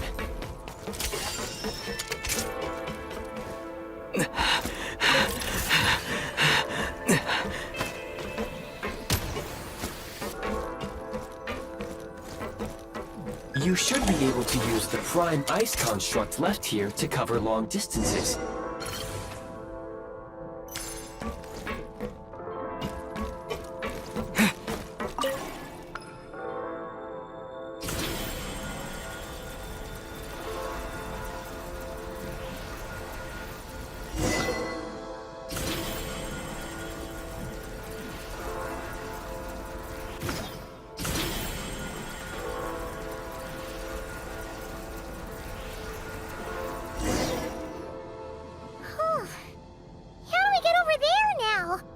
I recommend using this grappling gun.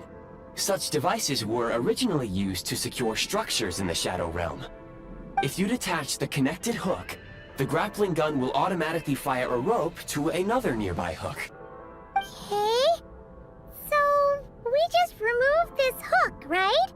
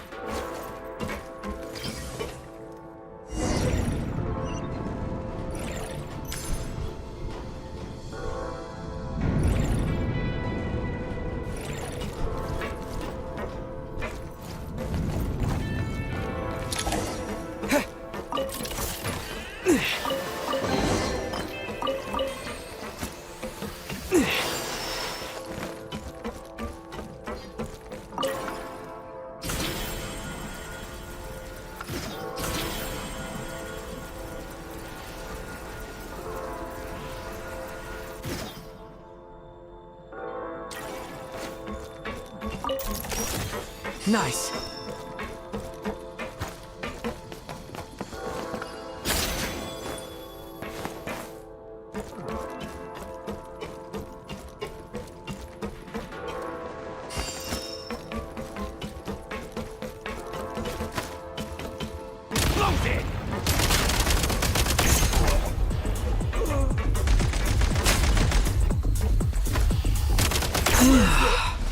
Need a refill! Sprint at the Prime Ice Launcher to reach high places with ease.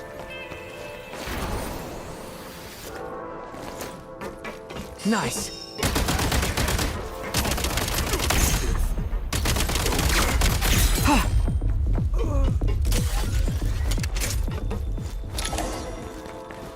Usable munitions detected. Frag crystal.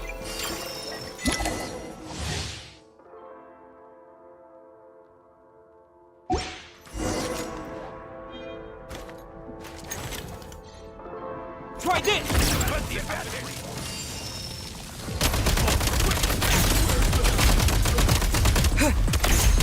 Yeah.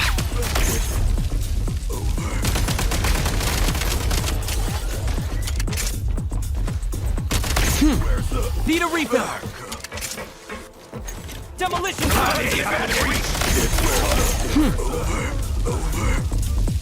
Gotta recharge!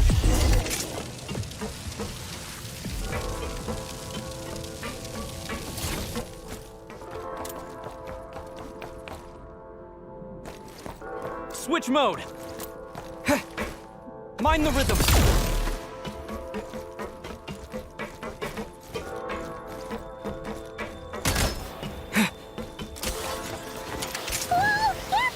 Shift your center of gravity and slide down.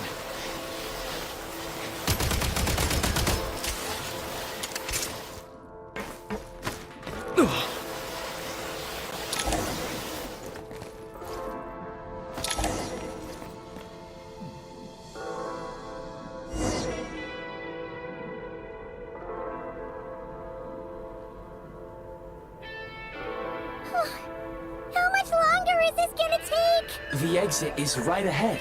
We are very close now. However... It's like they're trying to keep us trapped here. That platform and the carriages are swarming with undead Fatui. Guess we gotta storm through.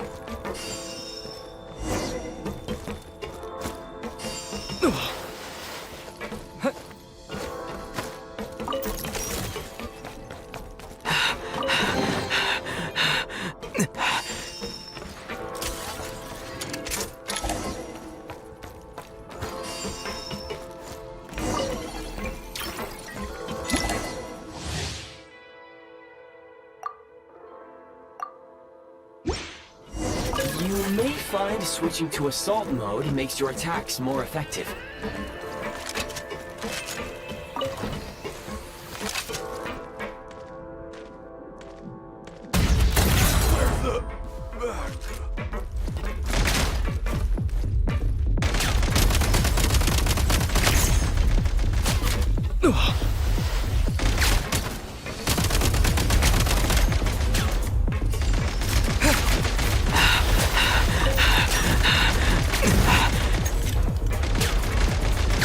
Try this!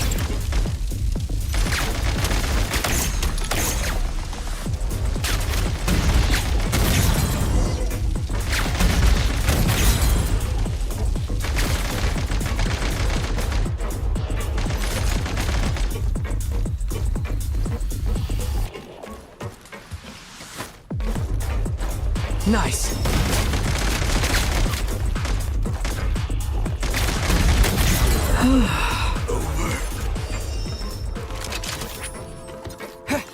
Back in business.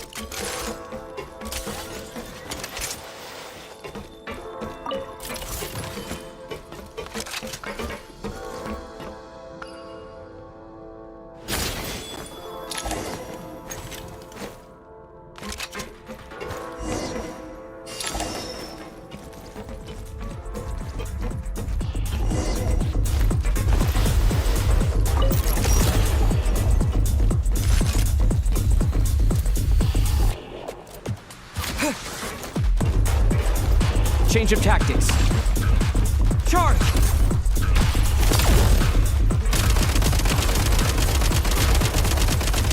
Change of tactics.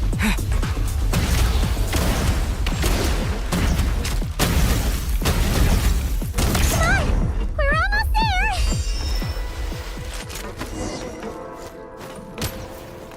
there! Yeah. Huh? Why is everything shaking so much? Looks like the Shadow Realm is about to sink back down into the depths. The exit is right here. You mean this weird bubble thing? Wait, how exactly do we... No time to think. We just gotta go for it.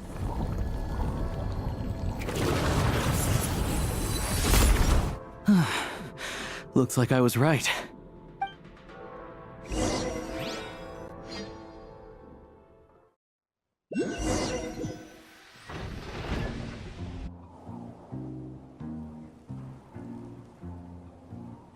I can't believe the Shadow Realm manifested right on the railroad tracks. It's almost unheard of. Lucky we made it out. All thanks to you and that awesome gun. Ah, so you have heard of the Golden City before? Yeah, it came up a whole bunch in Nokrai. You're a pretty neat surprise in that sense, aren't you, Goggles? We had no idea they left cool gadgets like you behind. Make no mistake, it was a team effort. For a first-time firearm user, your performance was quite outstanding, far beyond my expectations. As Alosha said, it is highly unusual for the Shadow Realm to manifest in a place like this, but we should still watch out for similar dangers ahead.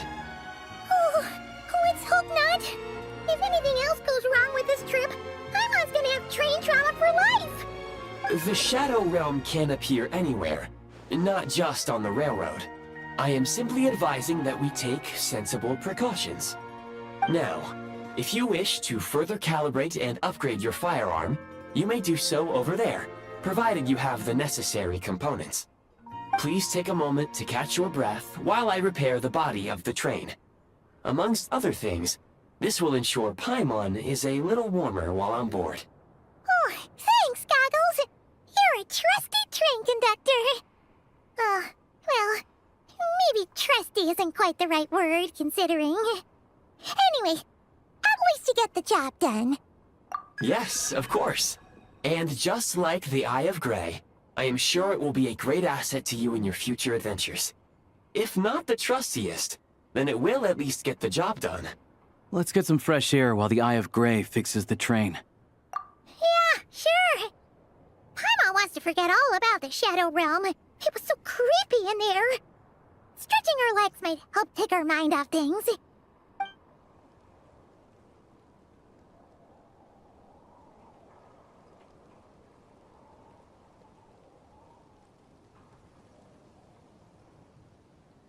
It's so quiet here for a train station. Not a person in sight. Just abandoned houses.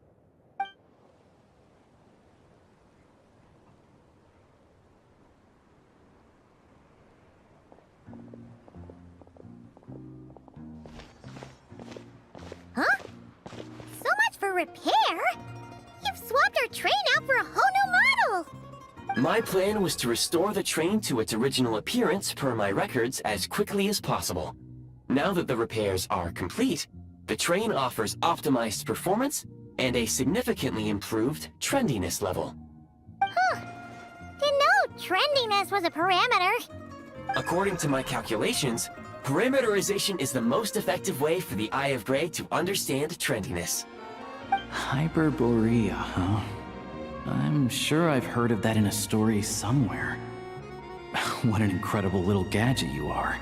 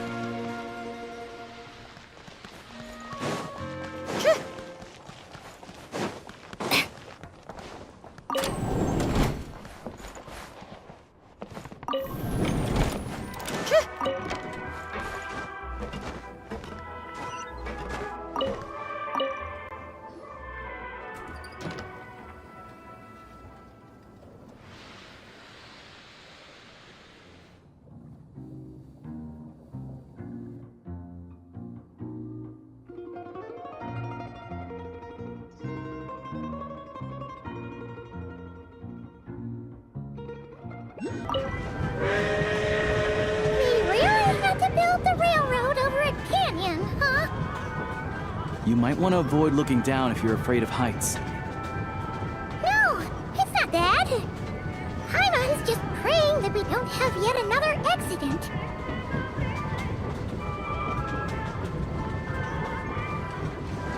They say this mountain's the domain of a Snezhnograd lord.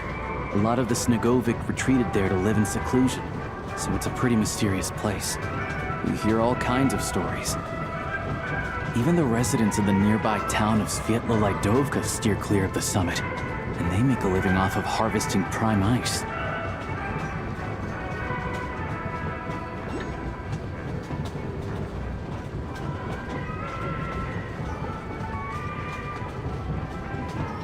Look, Snezhnograd's just up ahead.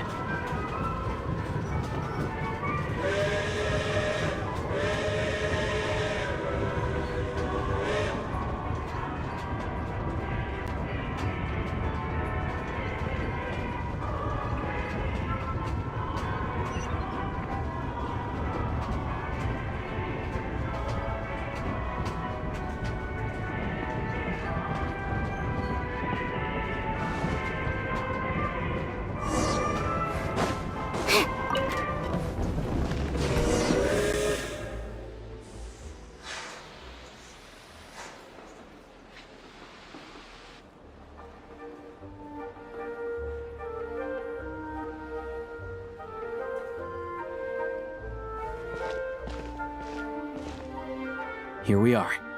Welcome to Snezhnograd train station, the biggest transport hub in the nation.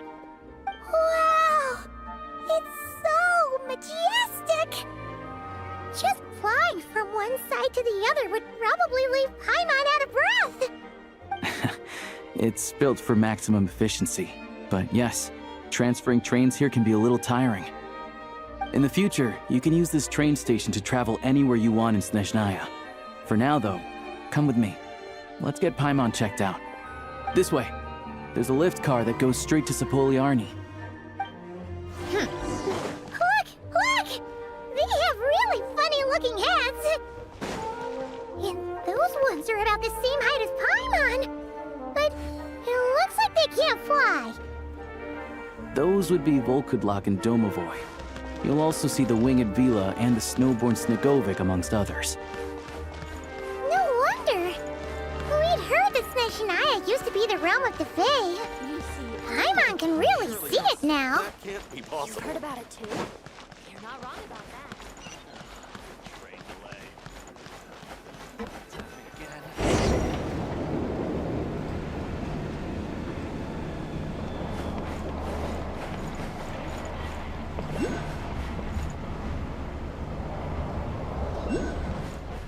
To the left is the Market of Zolny. They sell everything there. You can often find some nifty little trinkets. To the right, you'll see the Korolievsky Theater in the distance. Look at that! Incredible!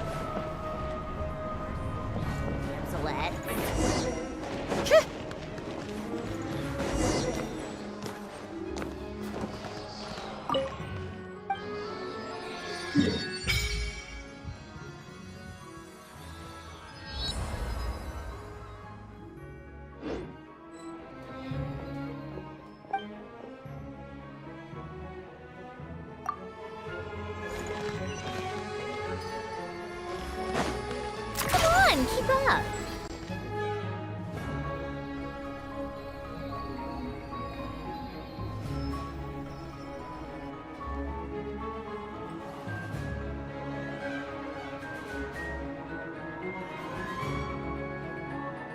Wow!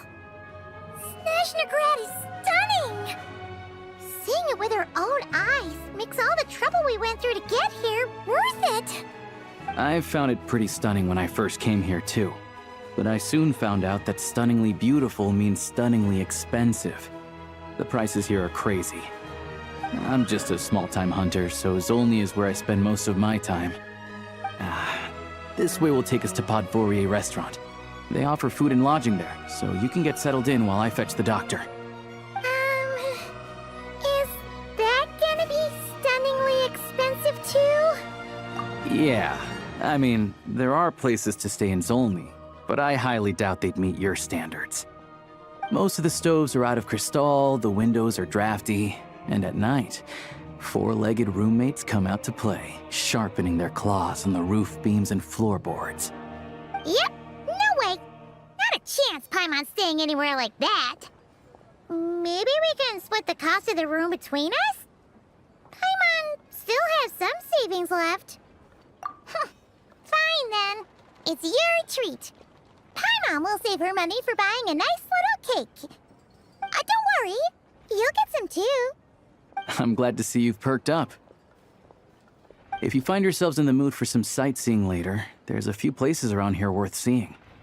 This way leads to Sapoliarni Palace, which serves as the Tsaritsa's audience chamber and also her personal quarters.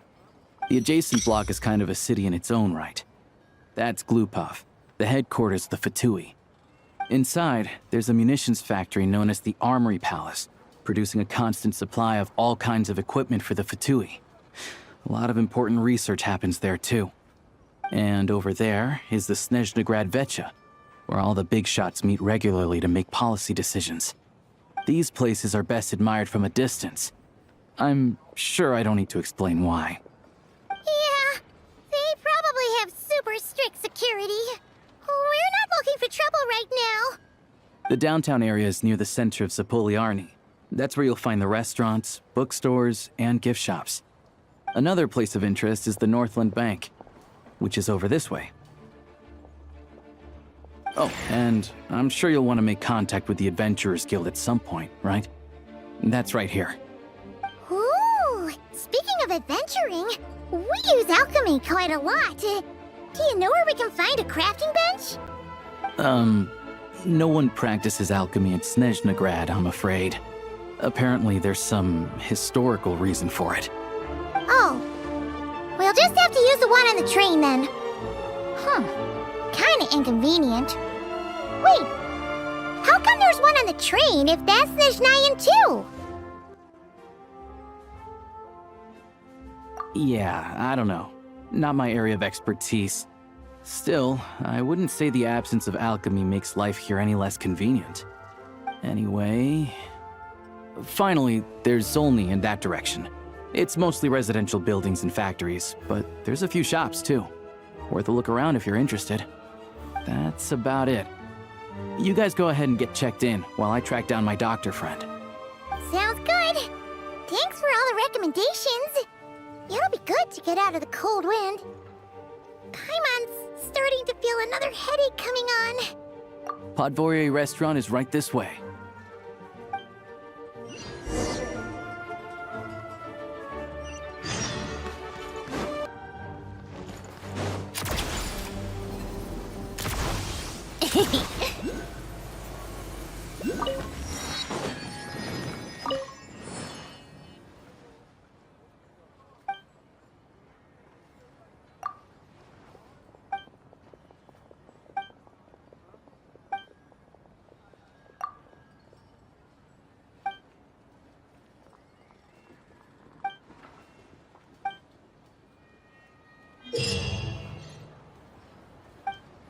Welcome to the Adventurers Guild, my lady.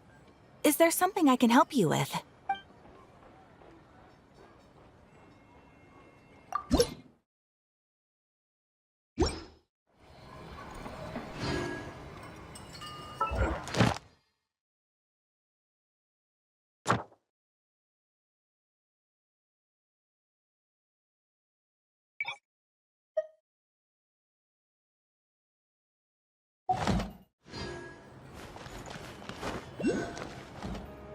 I'm Mitya. Take a break. Pick up the pace.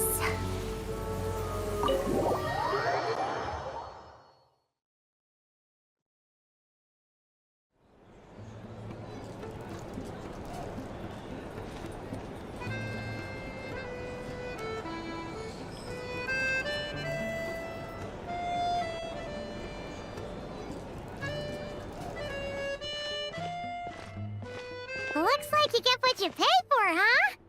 Paimon likes this room a lot. Yeah, much better now that we're out of the cold. Oh, thanks for taking such good care of Paimon.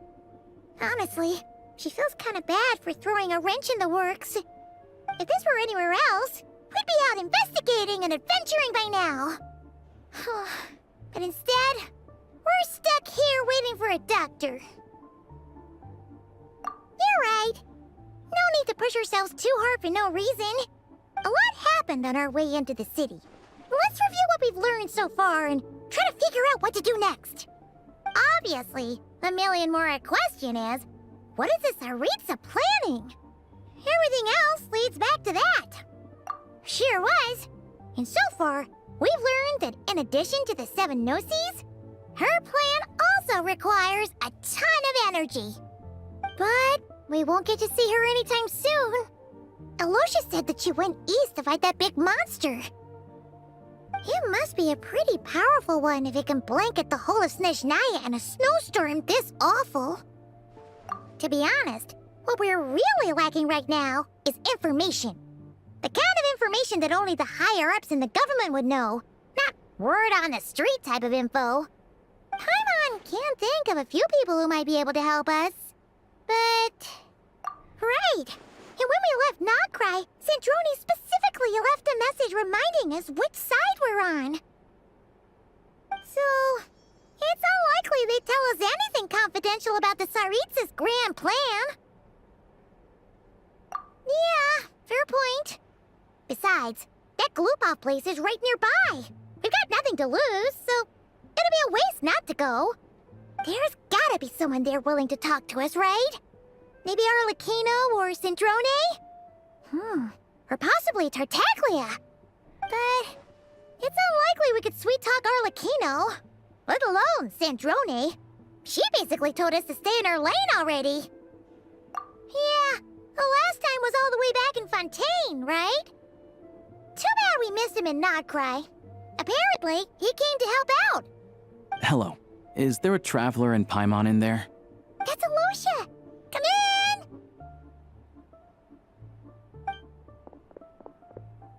Hello, I'm Dr. Luneva. Alosha mentioned that one of you is feeling a little under the weather. I see. So you're my patient today, yes? And you're a Fae, I presume? Good question. Paimon's not too sure either, but she's definitely not the same kind of Fae as the ones we saw at the train station. Is that gonna be an issue? Not exactly. It's just, I'm used to treating human patients.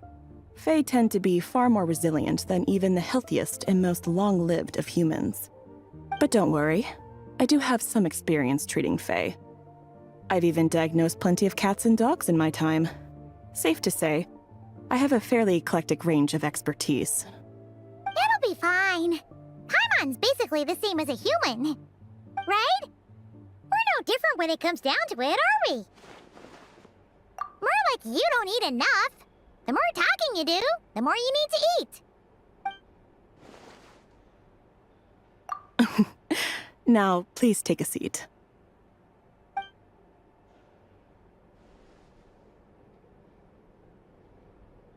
Okay, vital signs are good. Test results are all within normal ranges. I don't think it's anything serious. More than likely, you've just caught a cold. I can give you some medicine to tide you over, but as long as you rest properly for the next couple of days, you should feel better.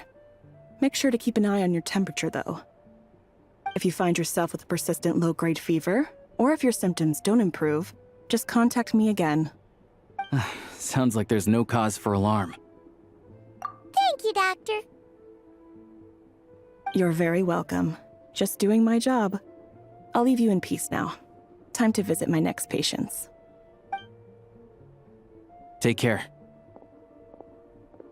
You heard the doctor.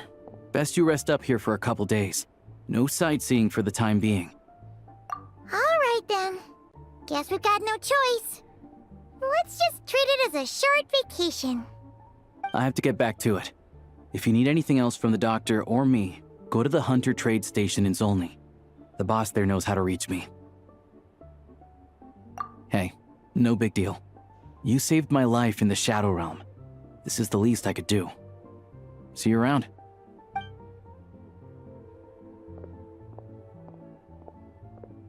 All right, time to find Childe and see what he can tell me.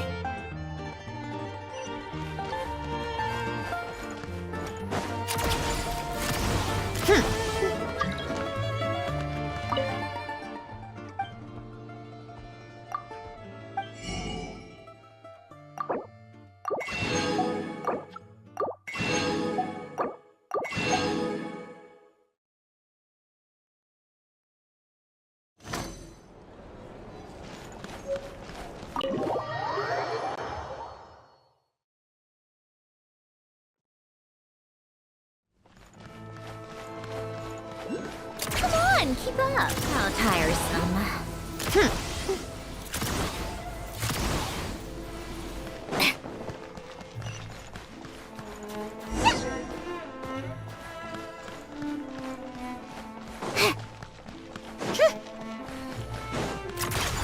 Pick up the pace.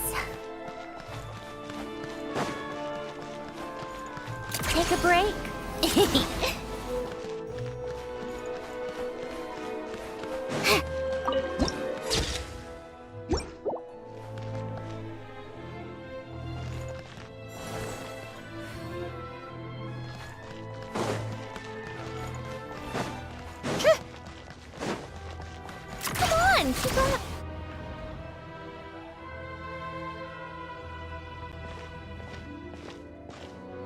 Hold on. Please display your invitation letter or permit. Glupov does not accept meeting requests without a prior appointment. You'll have to apply per the advertised booking process and wait until your invitation letter is issued. Might I ask who you're hoping to visit? Another one who thinks the rules don't apply to them. I don't understand why people think they can just talk their way in here. You don't just show up and land a meeting with the Harbinger. But I have to go through the motions for protocol's sake. Honestly, it's such a waste of time asking when I already know what the answer's gonna be. Wait a moment. I'll pass on your message. If Childe is unavailable, you'll have to go through the proper procedure.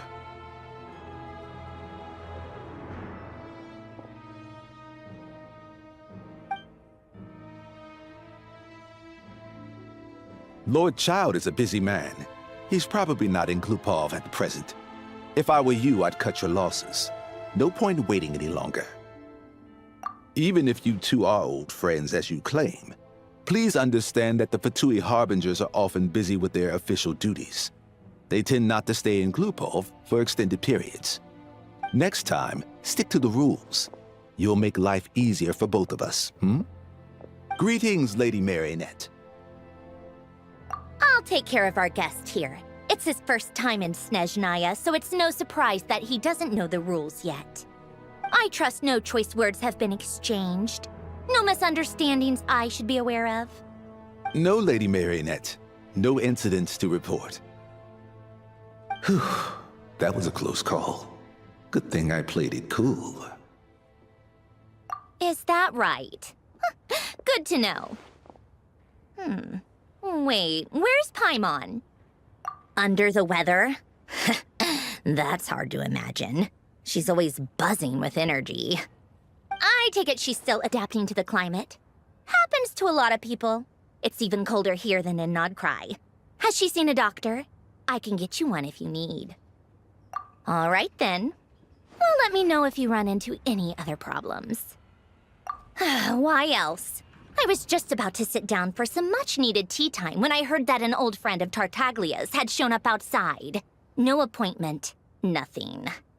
And, as obnoxious as it may be to show up uninvited at Glupov, I couldn't help but take pity on the poor soul who was waiting outside in vain. So I had no choice but to abandon my freshly brewed piping hot tea and come to see this mystery guest for myself. Well, I felt our time working together in Nodcry warranted some courtesy. I couldn't exactly let you freeze to death out here in the wind. Unfortunately, I can't invite you inside either. The rules of Glupov wouldn't allow it, and as a Harbinger, I have to lead by example.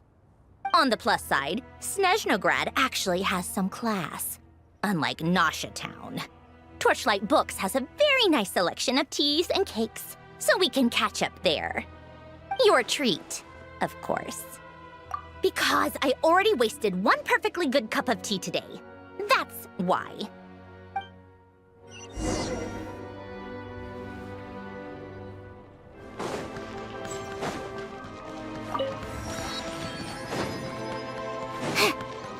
Take a break. Pick up the pace. Pick up the pace.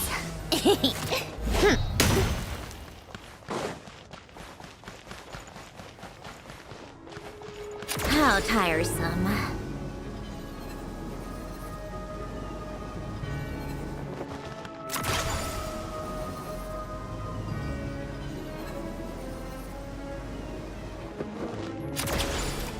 Pick up the pace. Pick up the pace.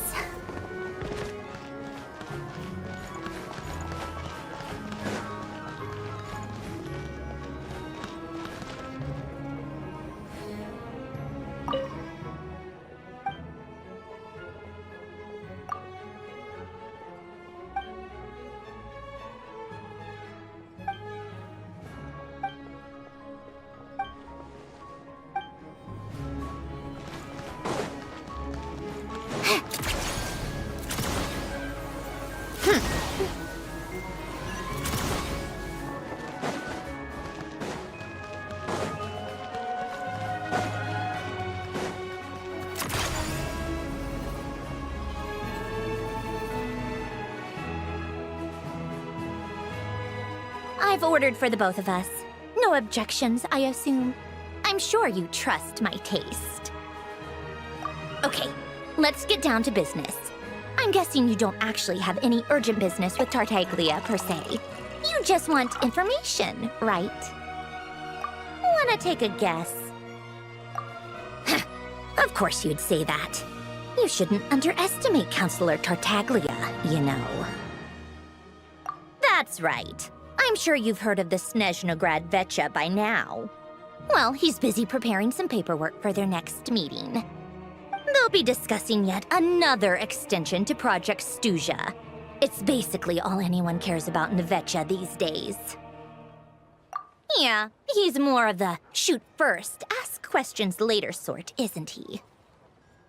It all started with a very detailed letter that Capitano left for the jester, Piero, before leaving for Natlan.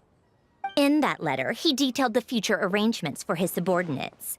All of his key people were reassigned to Tartaglia. I guess he'd already prepared to leave us for good all the way back then. But Piero didn't reveal the contents of the letter until the events in Natlan had concluded. That was his reaction, too. Why me? With a bewildered look on his face. He'd always assumed Capitano looked down on him. He was a man who kept his thoughts to himself and barely spoke to him the whole time they'd known each other. But he occasionally brought Tartaglia along to my tea parties back in the day. So to the rest of us, it was clear that Capitano had quite a lot of respect for his young comrade.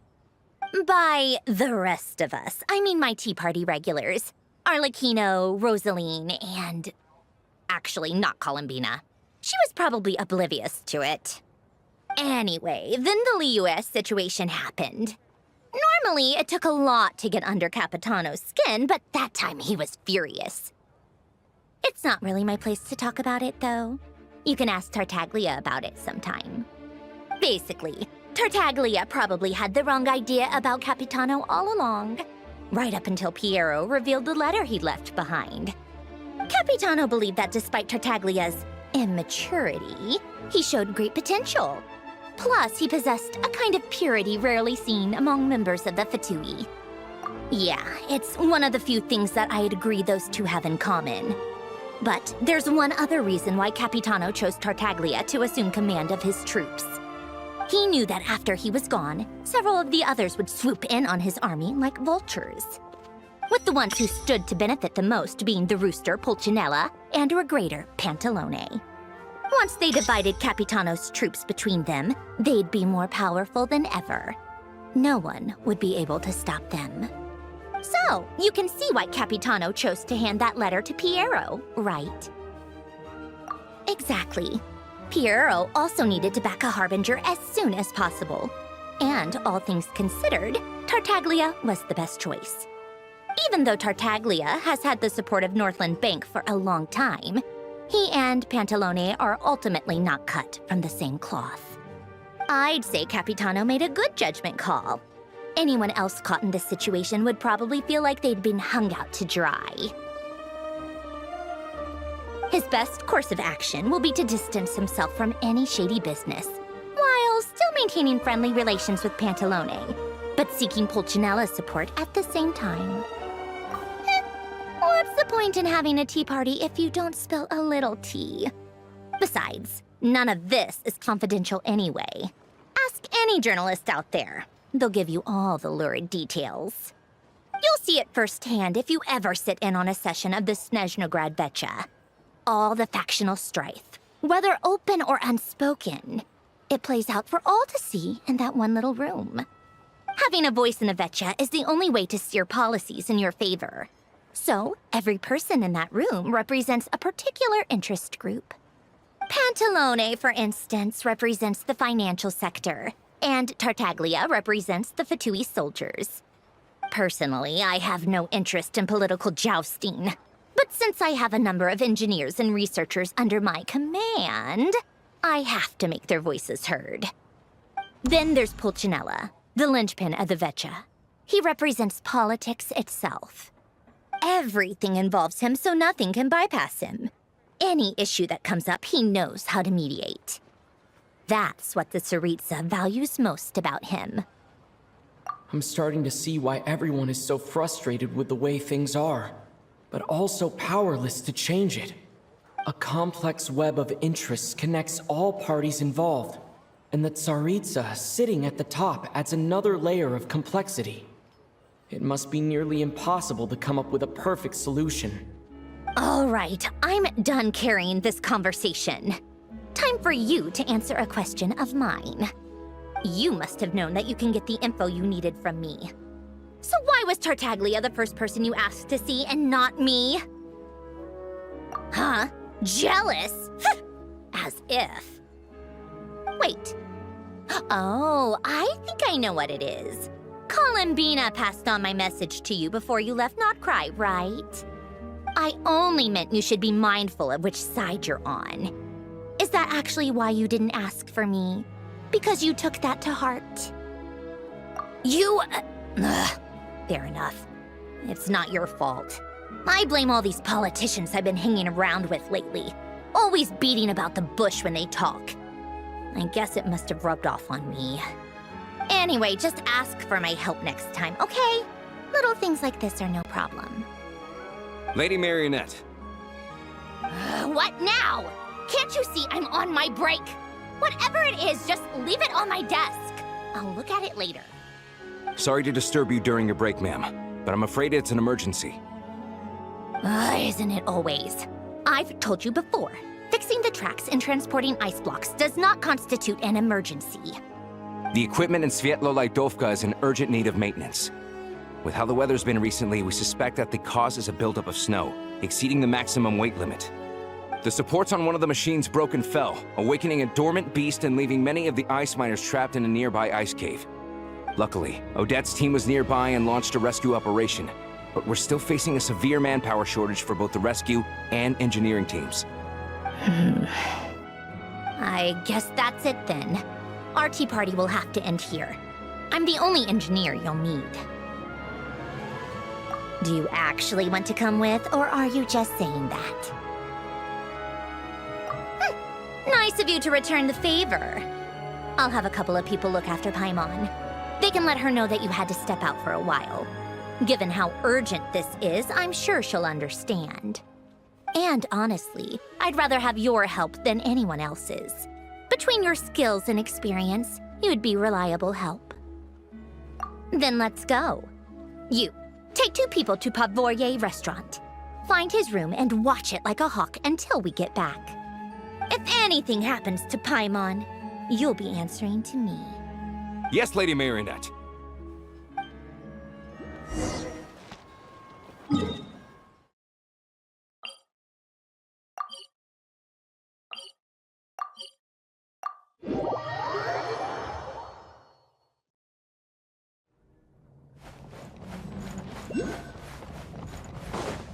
Welcome to the Adventurers Guild, my lady.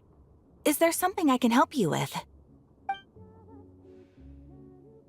Farewell, my lady. And thank you for supporting the Adventurers Guild.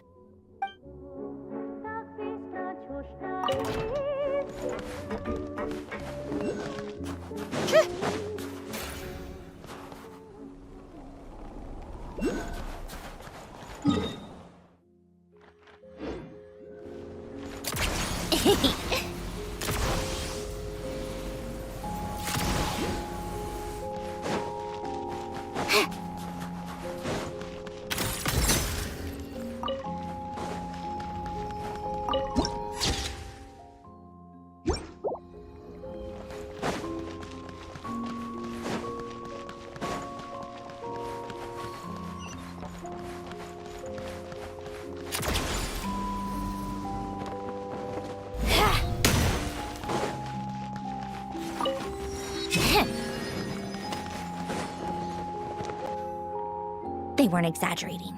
This is really dangerous. It's a good thing only one of them broke. From what I've been told, most of the trapped miners are over in that direction. Yeah, you do that while I check the rest of the equipment. I'll evacuate the people around here as I go. Meet me back here as soon as you're done.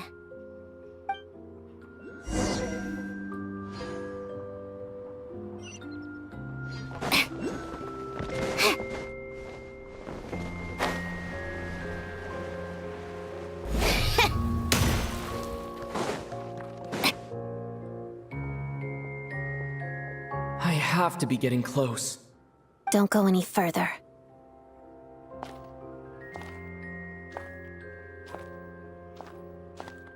too dangerous here. There's a highly aggressive monster on the prowl. You need to leave, now. Ah, I see. You're the backup from Snezhnograd. Well, I'm Odette. Good to meet you. Ah, so this is Odette. She was the first member of the Fatui on the scene. There are 5 people trapped in the cave. Monster type is unknown, and so is its location. Let's go. Every second counts.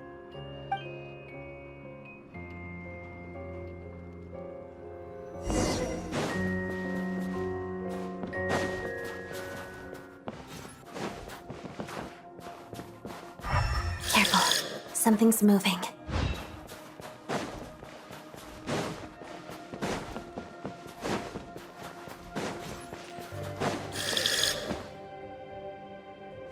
This must be the monster's shadow. Looks like a tough opponent.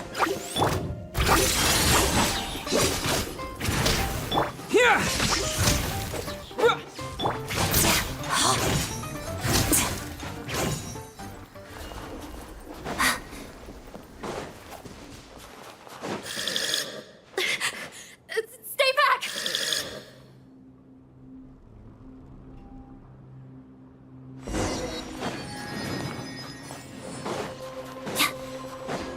Together. Yeah. Harada.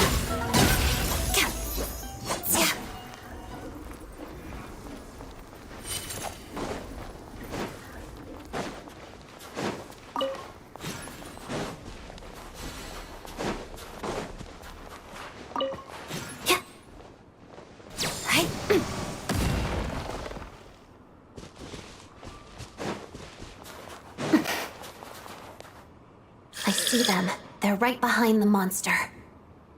The monster seems very agitated. It could attack at any moment. Let's make the first move. I see them. They're right behind the monster. The monster seems very agitated. It could attack at any moment. Let's make the first move. Lightning flash! Thunderclap!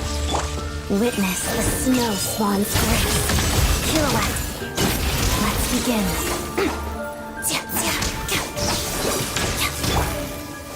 Take this!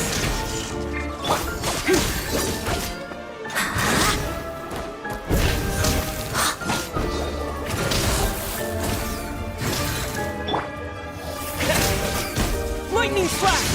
Shadow me. What it? Oh, thank you for saving us. We'd have been monster fodder otherwise. Thank you. Thank you. You're welcome. You should be safe now. Follow this route out. He and I will stay behind to watch the rear. Thank you. Come on, let's go. This way.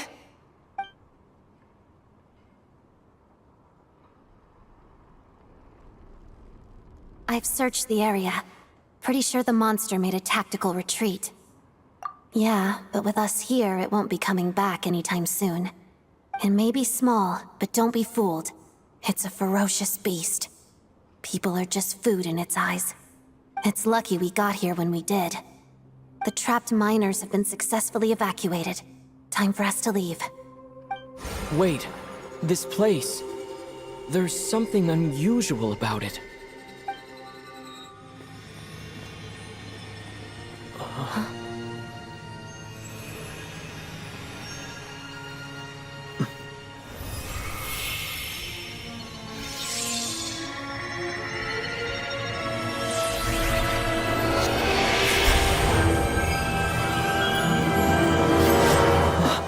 What is that? I don't know. It's back? Guess it has family.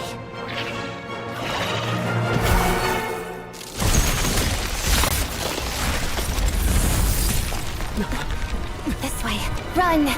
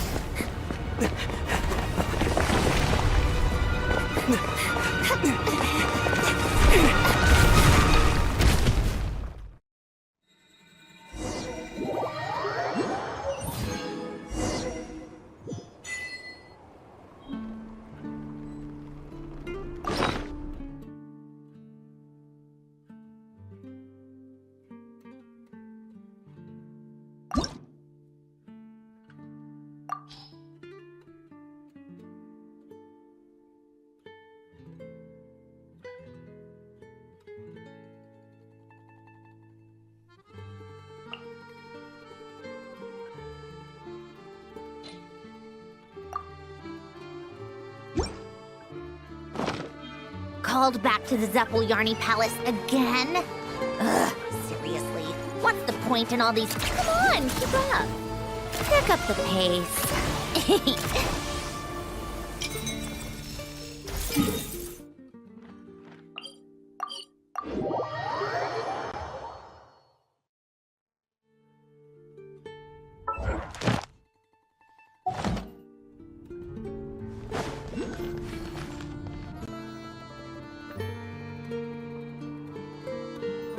Everyone's accounted for. We managed to rescue them all. We also placed a sign at the entrance to the cave, warning people to stay away. You really held your own today. I still don't know your name. Don't think I've seen you before. I'll remember the name. All right then. See you around. Hello, Lady Marionette. I hear the rescue operation was a great success. I knew I could count on you. What brings you here, Odette? Here for a performance? No, a Fatui mission. I happened to be nearby and heard the crash. She hasn't introduced herself then. Odette is the prima ballerina of Snezhnograd. She's quite the celebrity. If you ever hear people mention the two crowning jewels of the Korolievsky troupe, they're talking about Odette and the prima donna, Vodyanitsa. On top of that, Odette's also a rising Fatui star. It's looking likely she'll inherit the title of the Fair Lady. She learned all her combat skills from Rosaline herself. Used to be one of her most valued subordinates, too. You flatter me, Lady Marionette. If she's Rosaline's protege, that makes me... Never mind. There's no need to bring it up. No point making things awkward. How's progress on your end, Lady Marionette? Equally successful. I finished reinforcing all the equipment. Took me a little longer without Polonia's help. But the outcome is the same, of course. Even if the heavy snowfall summoned by that monster lasts for another 3 months straight, this equipment won't give way. All right, now that we're done here, it's time to get out of this blizzard. Sure, but Snezhnograd will send someone to investigate and draw up a relief plan. And I guess I'll have to write the incident report myself this time, since it involves a mechanical malfunction. First, Pantalone needs to approve the budget, then Pulcinella has to sign off on the plan. Once they've argued it out and reached a compromise, we can move forward. That's the rough process anyway. Could take anywhere from a couple of weeks to a couple of months, depending on how smoothly it goes. Yup, nothing we can do about it. There's a whole stack of incident reports like this back at the office. The snow has eased a little for now, but there's no telling when that will change with that monster still at large.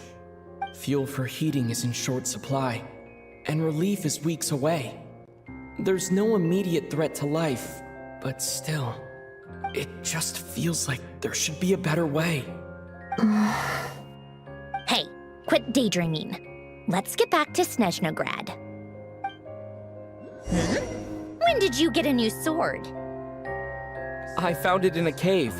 It handles pretty nicely.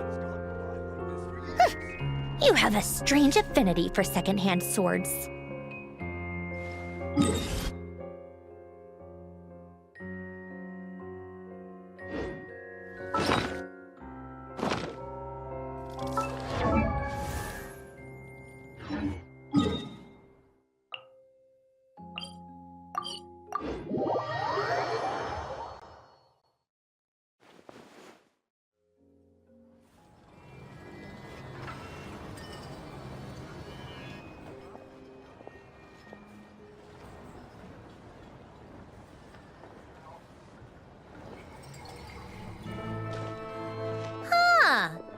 if it isn't Counselor Tartaglia, Mr. Big Shot himself.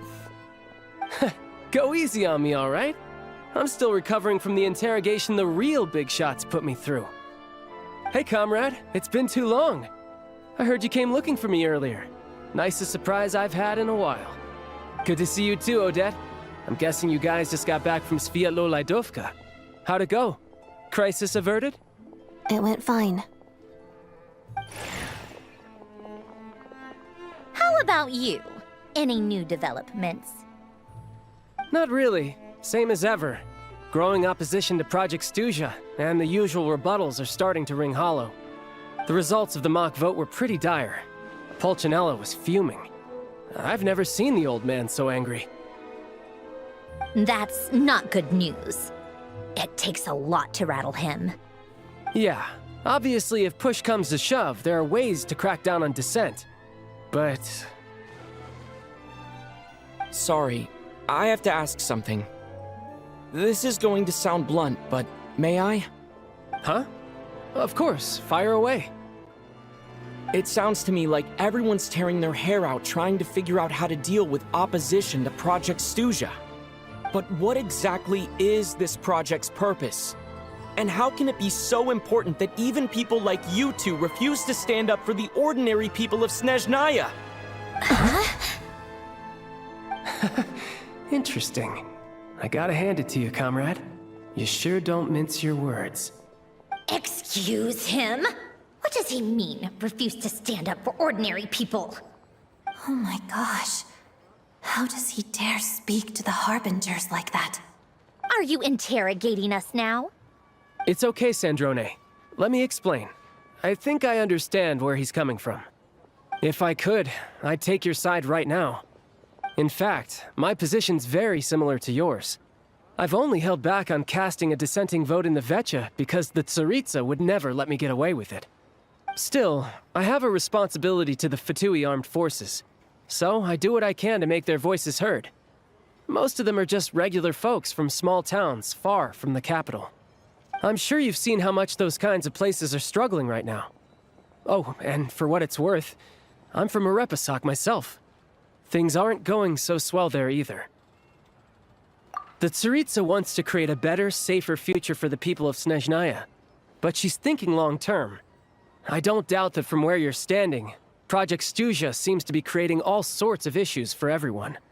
But considering the Tsaritsa's vision for the future, these are sacrifices worth making. Sounds cold, I know, but I promise it's not as black and white as it seems. Maybe Sandrone and I can't oppose Project Stuzha outright, but we're constantly raising our concerns in Veche meetings. And even though we can't put an end to it, there are plenty of other ways to make a difference. We're trying everything we can think of, and so is Pulcinella. I respect Her Majesty, the Tsaritsa, and trust her decisions.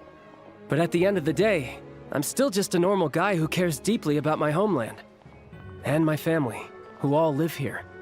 There's no way I would ever abandon them. As contentious as things can get within the Veche, there's no selfishness or malice behind it. Everyone wants to get through this period as smoothly as possible. The issue is that there's no way of pleasing everyone under the present circumstances. Most of the time, we're trying to decide on the lesser of two evils, which obviously isn't a great look. But that is not the same thing as being blindly loyal to the Tsaritsa. No one's got their head in the sand here. We're all well aware of the way things are. We're just doing our best to make it work. In fairness to Sandrone, she rushed to Sviatlo-Lajdovka's aid the moment she heard that people were in danger. And even Tartaglia, who used to only care about the thrill of the fight, is clearly doing his best to rise to the demands of his new role as counselor. Hey, come on. There's only so much we can say, so don't press us too hard. Look, I know how untenable the Tsaritsa's position looks if you don't understand her motives. Maybe you've heard already, but she's currently leading her army on a campaign to the east to defeat the monster that's been causing these brutal blizzards. Striking that monster down will be a significant step in dealing with the present energy crisis. As laser-focused as she is on realizing her lifelong ambitions, she's still putting time and energy into taking down this powerful monster. To me, that says a lot. If she thought Snezhnaya and its people didn't matter in the grand scheme of things, why would she waste her time on something like this? Thanks. I meant every word I said, though. I wasn't just trying to placate you. I've already done more than enough diplomacy for one day. I still think this adventurer raises a very important point. Our two harbingers have made their positions very clear. But there are many others in the Veche who must feel trapped and forced to vote against their conscience. I think it's a very valuable quality to be willing to speak one's mind, despite the risk of offending powerful figures. You can say that again. I highly doubt we'd feel the need to explain ourselves so much if we didn't know you so well. Forgive me, adventurer, but might I be so bold as to ask about your background? How is it that you can converse so openly with two harbingers? Oh, haven't you been properly introduced? Easier said than done. I like to think I'm not the kind of person who goes around busting open people's old wounds. I've only learned his name so far, and no details of his experiences. Is something wrong? Uh-oh. Is there no avoiding the subject of Rosaline? No, it's just... all right. I guess there's no getting around it. This is the world-renowned traveler, who helped resolve the storm terror threat in Mondstadt, cleaned up after the mess I made in Liyue, and then went to Inazuma, where there was a duel before the throne, in which the traveler defeated Rosaline. Oh. I'm sorry. I didn't think you two would be seeing much of each other, so I figured it wasn't worth bringing up. It's fine. It was a long time ago. It's fine. Sorry. I just remembered that we have a rehearsal coming up. Please excuse me. I should get going.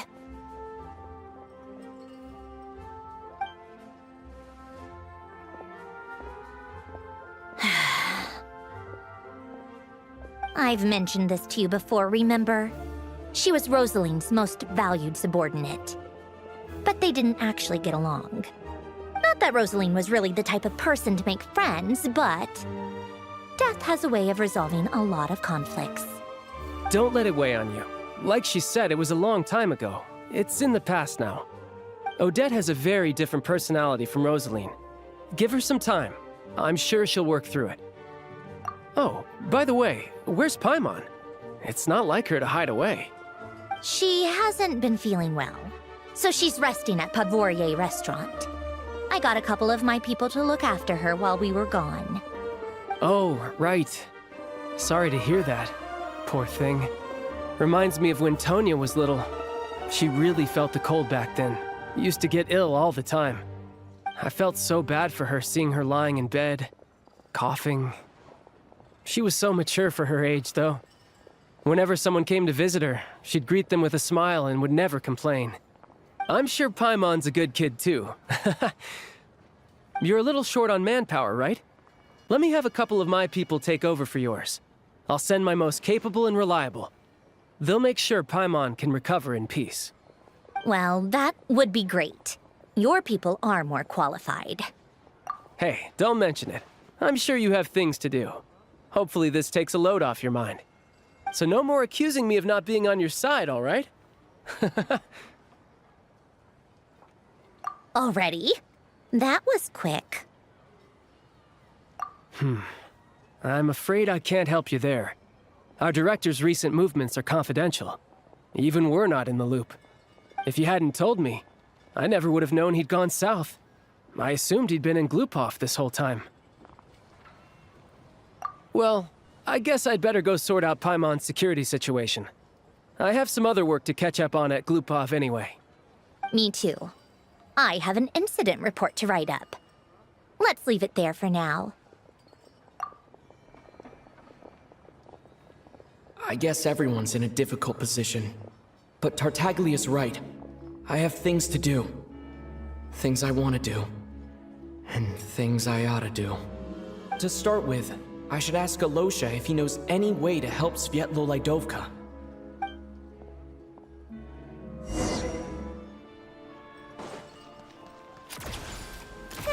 pace.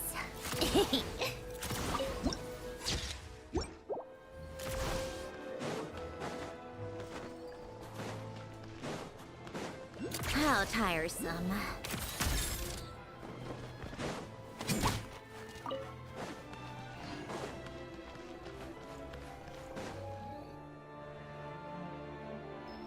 How strange. This sword seems to be vibrating of its own accord. It's a very faint vibration, but it's getting stronger as I get closer to the statue of the Seven. Does this sword have some connection to the statue? But all it does is vibrate, even when I touch it. That place I got this sword from was definitely out of the ordinary. Maybe I should try channeling the power of cryo.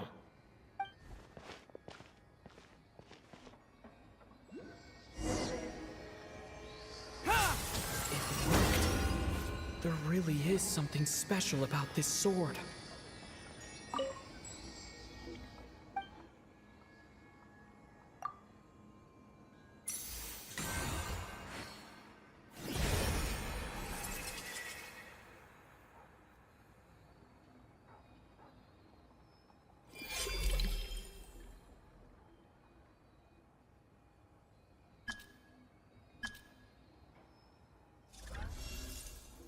I don't really understand what just happened, but I'm pretty sure this sword just got a little more powerful.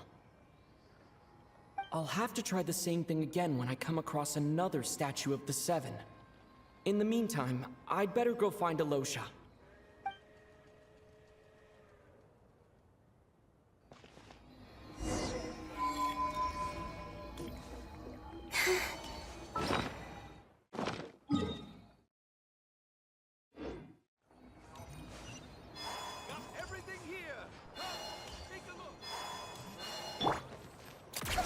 Keep up.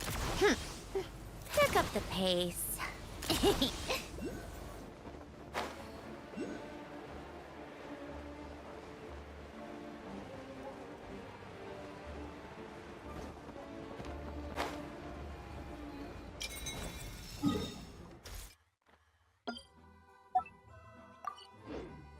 Yeah.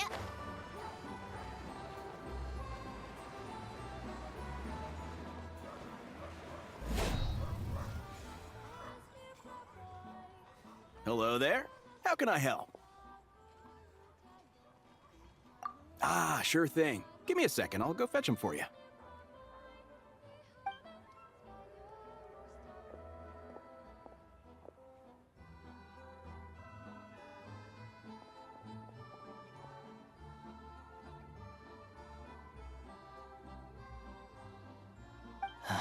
It's a familiar story. I've had similar experiences. Although Snezhnograd doesn't deliberately delay or withhold relief, those first few days of waiting for help are always the hardest. It's a fundamental contradiction. If emergency relief can't be delivered in time, what's the point in even calling it emergency relief? Not necessarily. I think there's a good chance that Kresnik Crystal from Sratomaros will start flowing into the market. When we resolve Sratomaros' energy issue, it's like we open the floodgates. A huge backlog of crystal is now available to the townspeople. There's no way they can use it up at once. A lot of them will probably stockpile it and slowly work their way through. Probably a good idea, since energy prices are only going to keep rising. But there will always be people who urgently need Mora. Exactly. At the current prices, selling crystal is an easy way for an ordinary person to make a fortune. Hey boss, how much do I have left in my account? 1 second, let me check. So, you're planning on buying the crystal out of your own pocket? Yeah. I don't know if I have enough, so I'll chip in a little extra and buy as much as I can afford. No, it's fine. You're new to Snezhnaya, and you have your own living expenses to worry about. Besides, you're already providing the train. Here's your Mora. See what you can find at the market, but I doubt there'll be much crystal left. Yeah, well, can't hurt to take a look. Let's see. Huh?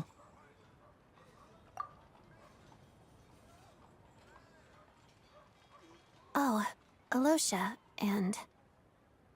Hello. I didn't realize you two knew each other. Yeah, I take on some odd jobs in the city to supplement my hunting income.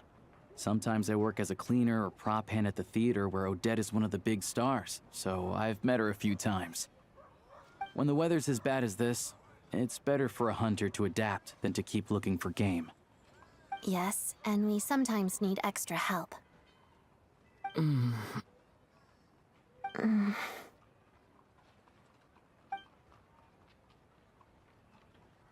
Wait, why is the atmosphere so awkward? I thought things went pretty smoothly in Svietlolaidovka. So, what brings you here, Miss Odette? Looking for some new props? No. After I got back to the theater, I couldn't stop thinking about the situation in Svietlolaidovka. It bothered me so much, I couldn't focus on my dancing. So I decided I'd come here and see if there's anything I can do. You too, I presume. I suppose that's why you're here. I didn't feel comfortable expressing my true opinions in front of the Harbingers. Not least because ordinary Fatui like me don't even know what Project Stuzha is all about. Without knowing the full picture, I can't make sense of it.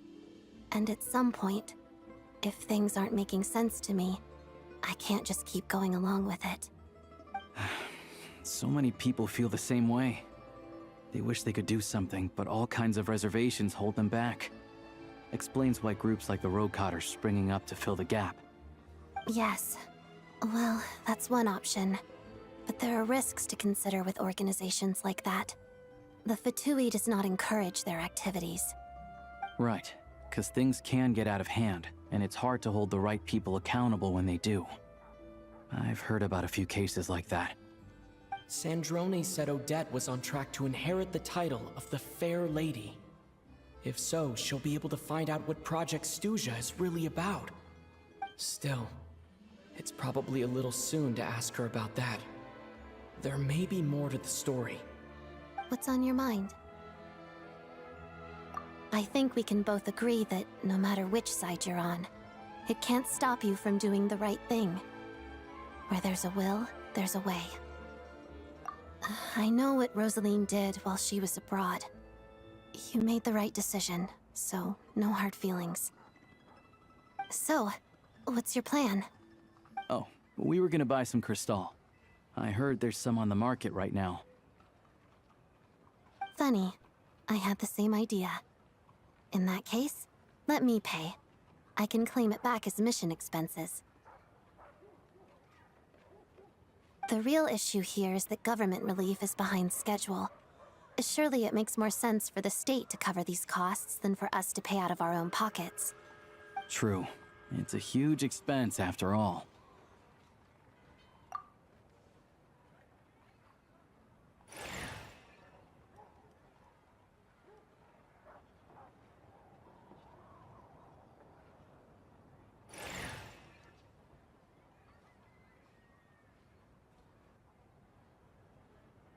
Let me see. I'll take it all, please. And I'll be needing a receipt. Right. Choose mission budget under the expense category, but be sure to specify emergency rescue operation in the description. Otherwise, the normal reimbursement limit will apply. Let's book this train. Regulations say that if we need to transport Kresnik Crystal during Project Stuzha, extra carriages can be added 1 hour before departure.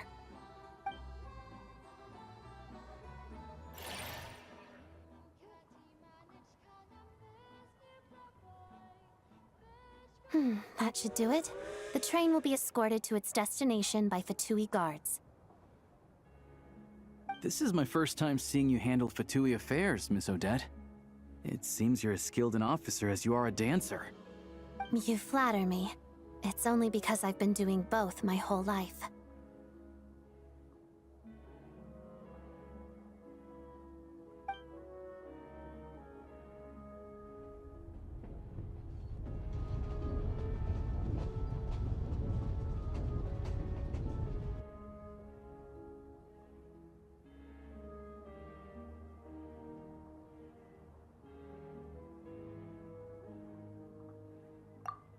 Anyway, I bet you've been non-stop today, am I right? Any idea how Paimon's doing? What's wrong? Who's Paimon? His travel buddy. Hasn't been feeling well. She caught a cold right after they got to Snezhnaya. Sounds like she's important to you. I can't believe you've been dealing with this on top of everything you've been doing to help the people of Snezhnaya. I've got nothing going on right now, so I'll join you. I want to see how she's doing. May I come too? I have some candy that someone gave me back in Svietlolaidovka. Plus, I know a little bit about relieving cold symptoms. All right then, let's go.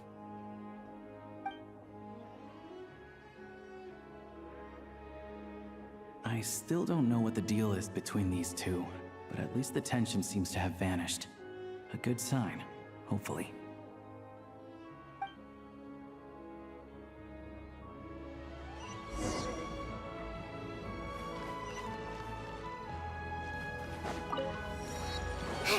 Take a break.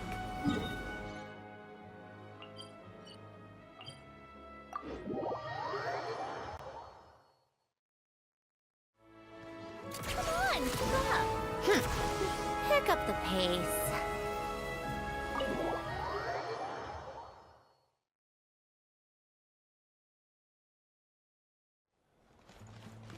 How tiresome. Hello. Sorry, but there's a sick person recovering in this room. Can I help you? What happened? Oh, please, excuse me. Are you the Traveler? Could I take a quick look at your Adventurer Handbook? Master Childe said I should verify your identity.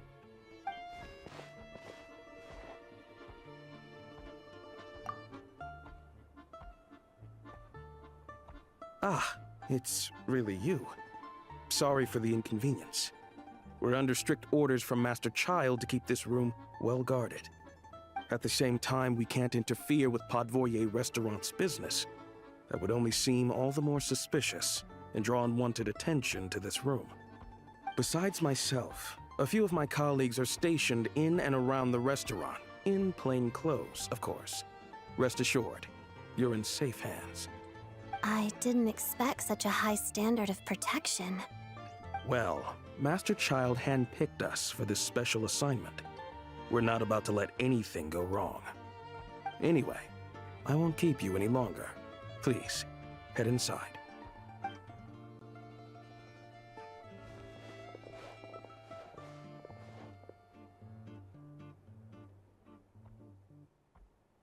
Traveler! Alosha, you're back! Oh, hey! Who's our new friend? Hi, I'm Odette. The Traveler and I crossed paths a few times. Another friend from the Fatui, huh? You're practically a member yourself by this point. Paimon's definitely on the mend. We should be back to our usual travels in a few days' time. Seems like that doctor was right. It's just... Paimon's limbs are still feeling a little chilly. I have just the thing.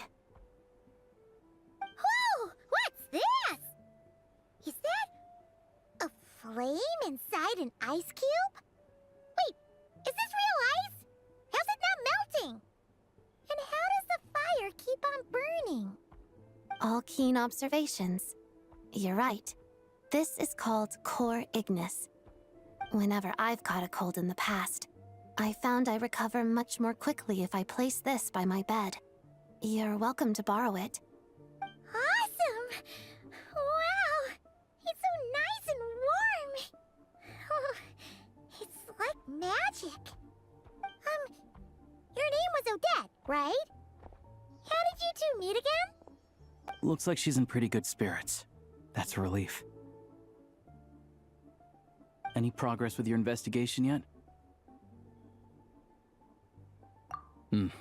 No surprises there, I'm sure.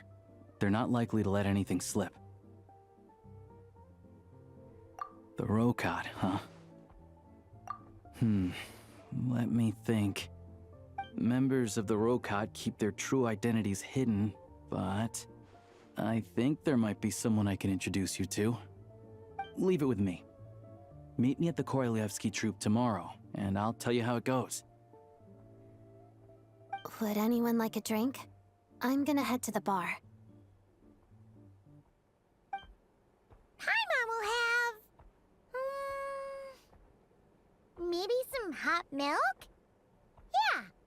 Paimon's in the mood for something warm. Enough with the secret chat, you two. Let's catch up properly in a minute. Paimon wants to know everything that's happened today. It'll be kind of like tabletop troop. No reason why listening to a story can't be an adventure.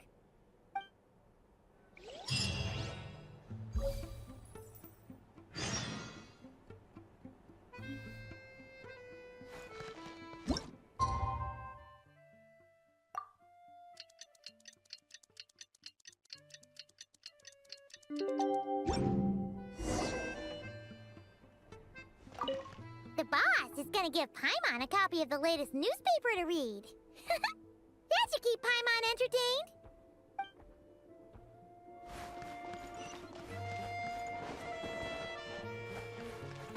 Huh?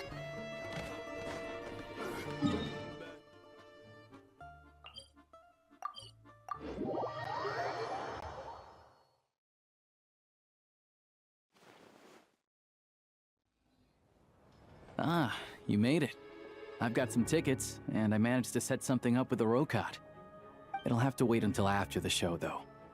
Happy to stay and watch? I doubt you've seen the Korolyevsky troupe on stage before. Pleasure. Here, this is the way in.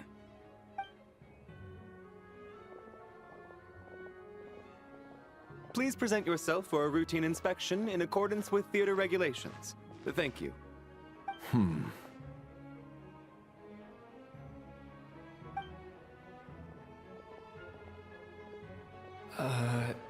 Is that guy with the Fatui?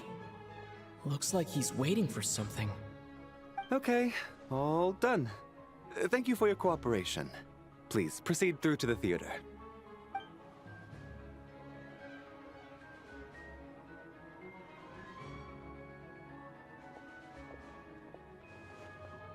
What's up? Everything okay? Snezhnaya's business and political leaders are always passing through here, so it makes sense that security's tight. Still, it's a little unusual to see the Fatui's Armory Palace guard here. You saw him, right? The guy right at the back. Strong, silent type. His name's Valeri. He's part of the Special Assignments Battalion, but I only ever see him here for one thing. To look for a guy named Mitya. Supposedly a researcher, though he never seems to put much time in at the office. The theater is one of his favorite places to hang out when he's playing hooky from work. But that's not for us to worry about. Let's go. The show's about to start.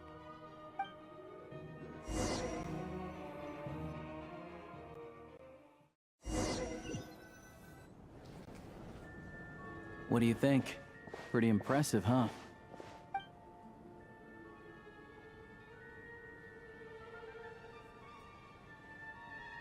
Oh, the one in Fontaine? I hear it's iconic. Never seen it for myself, though. Here we are, just in time. Sorry, coming through.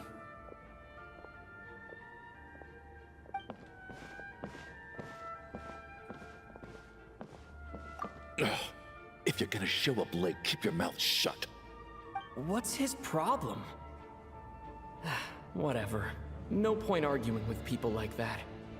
Look, there she is. That's who I'm introducing you to later. She's the lead singer of the troupe, Vodyanitsa.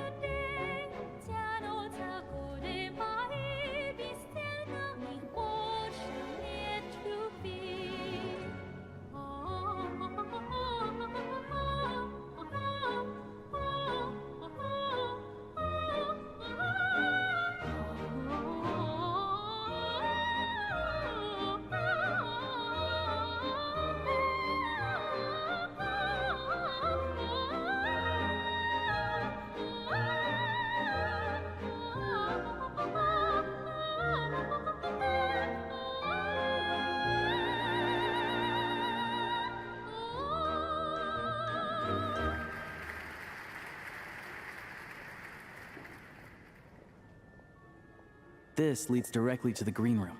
They're expecting us. Vodyanitsa will be waiting for us there.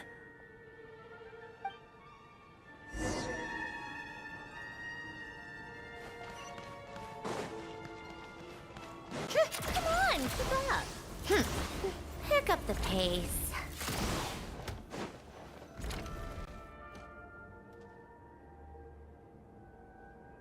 Hey there. Excuse me. Can you believe it? I'm so mad right now. Come in.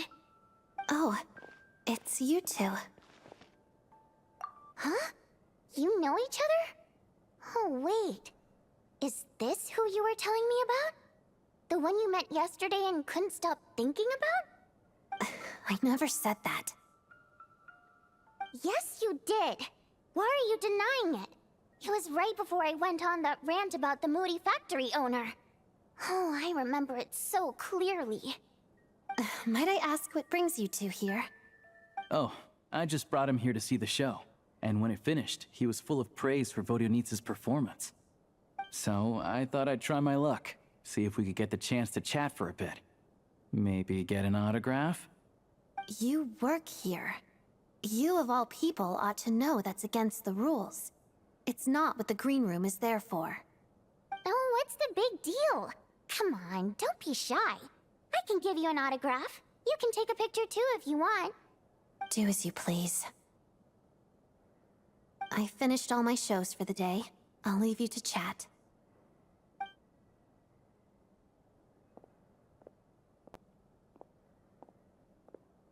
I wasn't making that stuff up, you know. Odette's just too proud to admit it. She thinks very highly of you, and so do I. You did the right thing in Svietloladovka. We're good. Odette's out of earshot. I'll lock the door. Confidentiality, of course. The Rokot is very strict on that. Whoa, Alosha! Not out loud! Not with an outsider here! Relax, I've taken care of it. Look at this. The President's reply sent this morning. Wait, so he's been approved to join? You told me last night that you wanted to get intel from the Rokot. Unfortunately, Rokot intel is only available to members. But ever since you set foot in Snezhnaya, we've been working together. I've seen the way you work, your character, and your motives. Everything about you is perfectly in alignment with what we're trying to achieve in the Rokot. So I figured I might as well cut to the chase. I wrote a letter to the President explaining your situation, including just the right amount of detail. His approval came very quickly. Of course, it's still your decision whether you want to join or not. We'll respect your choice. Well, assuming Odette was telling the truth and she didn't misjudge you, I guess we don't need to worry about you blowing our cover. Still, you gave me a real fright. I didn't know that's why you came looking for me. So, that stuff you said about admiring my performance, was that just because Odette was here? Did you actually mean it? Now you're talking. That's what I like to hear. Anyway, let me give you a quick rundown of how things work. Like I said, the Rokot is a covert organization, and we hide our identities. Members typically don't meet in person or even know each other's identities. This helps us maintain a high level of independence and secrecy. Because of this, members are basically free to decide their methods without constraints, so long as the outcome of any activity doesn't violate the organization's principles. After all, we don't have any ostensible contact with each other. This way, if anything goes wrong, no one else will be implicated. Beyond the freedom to choose how you operate, it's also your choice whether to act at all. We have plenty of members who have yet to take any action. In short, joining the Rokot in and of itself won't place any restrictions on your activity in Snezhnaya. There's a code of conduct you can read if it interests you. But basically, as long as you don't plan on using your anonymity to go around doing evil, you'll be fine. I tried reading it 5 or 6 times. Never made it all the way through. Even the most lackluster script makes for more interesting reading. Great. Then I'll go grab an official application form. Be right back.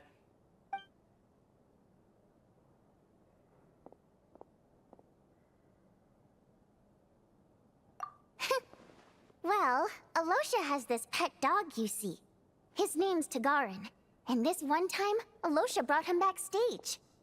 Tagarin took quite a liking to me, so I played with him for a little bit and fed him some treats. Then, the Rokot was out on a mission one day, and even though we were all in disguise, Tagarin recognized me right away. Just a coincidence, really. We didn't report it to the higher-ups, though, to avoid dealing with the fallout. Like... my job at the theater, for instance. I really needed to make ends meet. By the way, what were you complaining about just before we came in? Did everything go okay with Chuganov? Everything did not go okay. That's why I was so mad. I tried to make some small talk with him before I went on stage to fish for intel about the Iskra manufacturing plant. But he wouldn't take the bait. No matter what I said, he kept dodging the question. And then he started complaining. He said he didn't appreciate his second-rate seat in the stalls because he usually gets a private box. I mean, what did he expect? Everyone knows that if you want a box seat, you buy a ticket well in advance. But instead, he sends me a letter the day before the show when we're practically sold out. I had to juggle things around just to get him a half-decent seat, hoping he would appreciate the gesture enough to share some information. But nope, he didn't give me anything. Yeah, meeting Chuganov in person has definitely been a disappointing experience. Oh, you probably don't know who we're talking about, do you? Chuganov was that older guy you were sitting next to today. I'm sure he didn't make a great first impression on you either. To the citizenry, he's a family man and a kind boss. But our interactions with him tell a very different story. It's one thing to ask for a favor, but he acts like it's his right. He always expects special treatment. Take the ticket situation, for instance. I've actually gotten him a private box in the past. But not only was he not even grateful, now he's acting like I've sold him short this time. Not to mention that he's never paid for a single one of his tickets.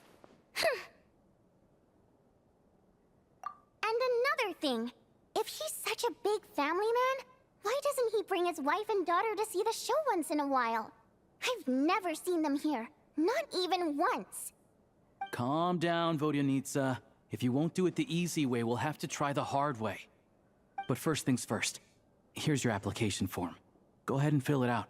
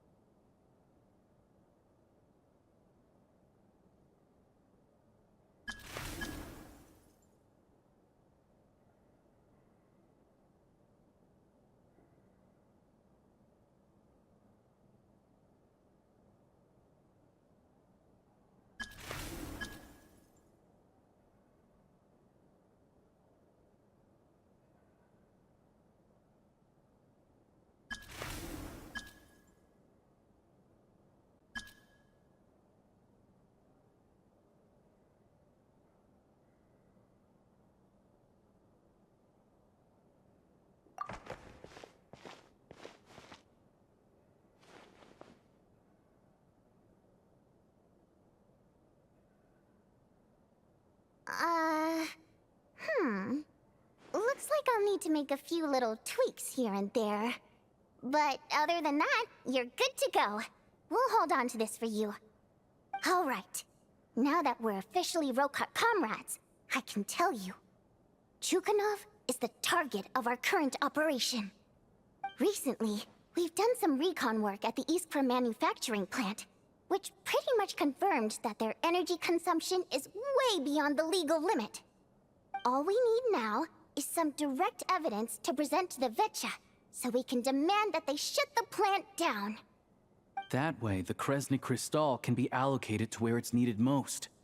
I was hoping he might let slip during one of our chats, but he's too tight-lipped.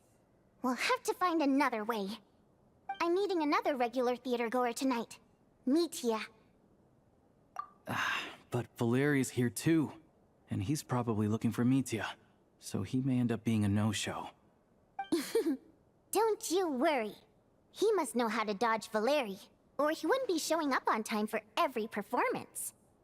Mitya is a renowned energy expert. Although we can't get any direct evidence of the excessive energy consumption at the plant, we can accidentally let the information slip to him. The authorities should take someone like him seriously. So if he starts raising questions about energy use at the Iskra manufacturing plant, there will be a proper investigation. Also, we're not allowed on site, but he has clearance. So all we need is his cooperation. Yeah, so that's the other thing we're trying to figure out. Though I think we're far less likely to make any progress on that front. Still, I hear that Mitya is a bit of a chatterbox. So, who knows? Maybe if we catch him in the right mood, he'll let something slip. What do you think? Sound like something worth your time? Okay, in that case, you guys find a seat somewhere nearby. Pretend you're a couple of buddies there to eat, and keep your ears peeled for useful information. He's a huge fan, so I doubt he'll have his guard up around me. But you two need to be convincing. If he suspects anything at all, he might stop talking. Sure. Don't worry. We'll make a believable pair of buddies. Perfect! You've sold me already. Now, help me tidy this room up a bit before we head out. Okay. What needs tidying? Everything!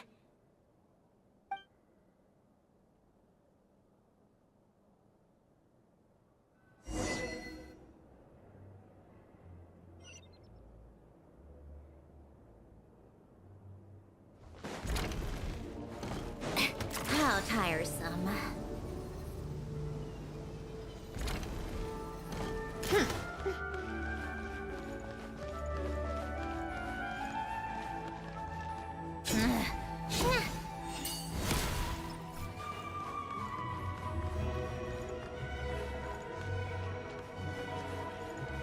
Take a break?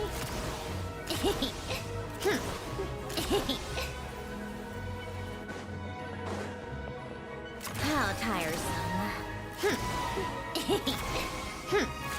Pick up the pace.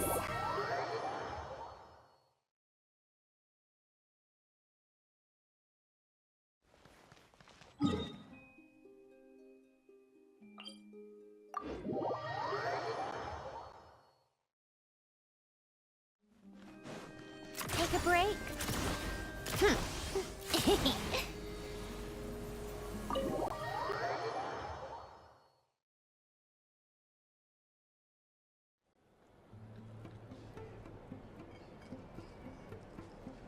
We come here often, so we shouldn't stand out.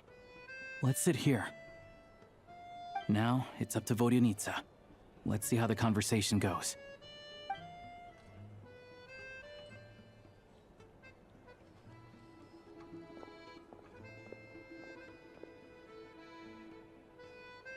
Mr. Mitya! Over here! Over here! Oh, sorry. I got a little held up on my way here. Now we have even less time than we planned. Go ahead and order some snacks and drinks. Whatever you like. Let me see. According to my schedule, we still have 25 minutes left. You're really pressed for time today, huh? I was imagining this would be a leisurely chat. If you'd prefer, we can always reschedule for another afternoon when you have more time. No need. Getting to meet the lead singer is a very precious opportunity for me. I'm not about to pass it up. I've already had to decline your invitation several times because our schedules rarely align. If I don't grab this chance while it's here, who knows when the next one will come around? Well, It's very kind of you to make time just for me. I'm not too sure, to be honest. But Snezhnaya's full of weird and wonderful things like that, so people tend not to bat an eye. I'm sure the same will go for the Eye of Grey and Paimon. The reason I invited you out for tea and a chat today was to get some feedback from a true fan of the theater. Well, I genuinely have nothing bad to say. No matter how many times I hear you sing, it never gets old. It always seems fresh and new somehow. Maybe it's because the more times I listen, the more details I notice. Or maybe you simply improve with every performance, delivering it better each time. Thank you! I'm delighted to hear that! Could you give me any specific examples? Oh, yeah. The piece you sang today, for example. Beneath the Frozen River? Hey, what's with you? I'm just praising a good performance. I always used to find that such a bleak and lonely song. But the more you listen, the more you realize that it's not as cold and nihilistic as it appears. When you really dig down into it, there's a certain level where you're surprised by the emergence of hope. Wow, I'm impressed. I didn't expect you to pick up on that. Actually, I only tried out that angle after talking with a composer. Still, Beneath the Frozen River wasn't on today's program. Oh, really? But it's a classic. You sing it every time. Almost every time. Oh, well then. Let me say a few words about that other all-time classic, Flying in the Wind from the Mountain Sparrow. I didn't sing that one today either. My voice wasn't quite up to it, so I switched it out at the last minute. Oh, but, Sorry, Mr. Mitya, but you were at the theater today, yes? Of course I was. Remember? I said hello to all the troupe members before the show started. You, Odette, and the others. So, what did Odette sing today? Elegy of the Snow-Winged Goose, of course. Correct. I see. I see. You find my singing boring, don't you? That's why you don't remember a single song. Looks like I'll need to cut a few from the program next time. No, that's not it. I swear. All right. I'll be straight with you. I'm sorry. My mind was wandering as you took the stage today. I enjoy watching your shows because the exquisite performances stimulate the mind. It always sparks some inspiration for my research.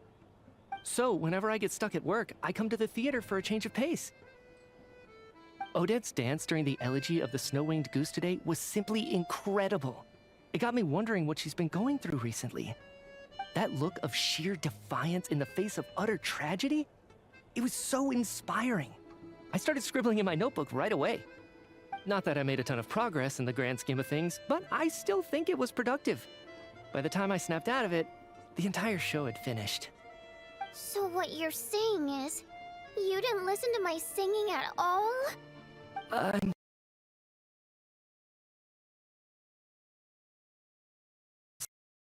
Which is more disrespectful? The fact that I don't always come for the show itself, or the fact that I missed your performance? Seems like things are getting a little awkward. Mitya just stepped into a conversational minefield. If there's one thing Vodyanitsa doesn't like, it's people who show disrespect for her performance. This meeting was so hard to set up. Don't tell me it's already falling apart. It's fine. I suppose this is affirming in its own way. At least, it shows that our performance really touches people's hearts. Don't let it bother you.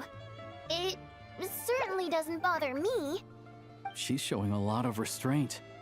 Well, I'll be sure to let Odette know how much you adored her performance. Please don't say that. I always love your performances too. It's just that inspiration struck at the wrong time today. I'm usually all ears. I know, I can tell. That's why I value your opinion. I'm sure some people can't stand it when others praise their coworkers right to their face, but not me. No, sir. Fair enough. I still feel kinda bad, though. But you know what I really can't stand? People who only show up to the theater to pretend that they're cultured. Makes me sick to my stomach. Oh, yeah, 100%. There are too many of those people around. By the time they're walking out the door, they've forgotten all about the show. What's wrong? You look furious. I don't know if you've heard about the boss of the Iskra manufacturing plant. He isn't even a theater investor, but he always demands the same privileges as actual investors. Box tickets only, premium drinks, even the right to request specific songs. Well played, Vodyanitsa. Seems like she's harnessing her rage to steer the conversation back on track. Now that you mention it, I've interacted with that guy before. I gotta say, everyone holds him up as an example of a benevolent businessman, but I don't know. I don't see it. Yeah, he couldn't care less about what's happening on stage. He's just there to flaunt his social status.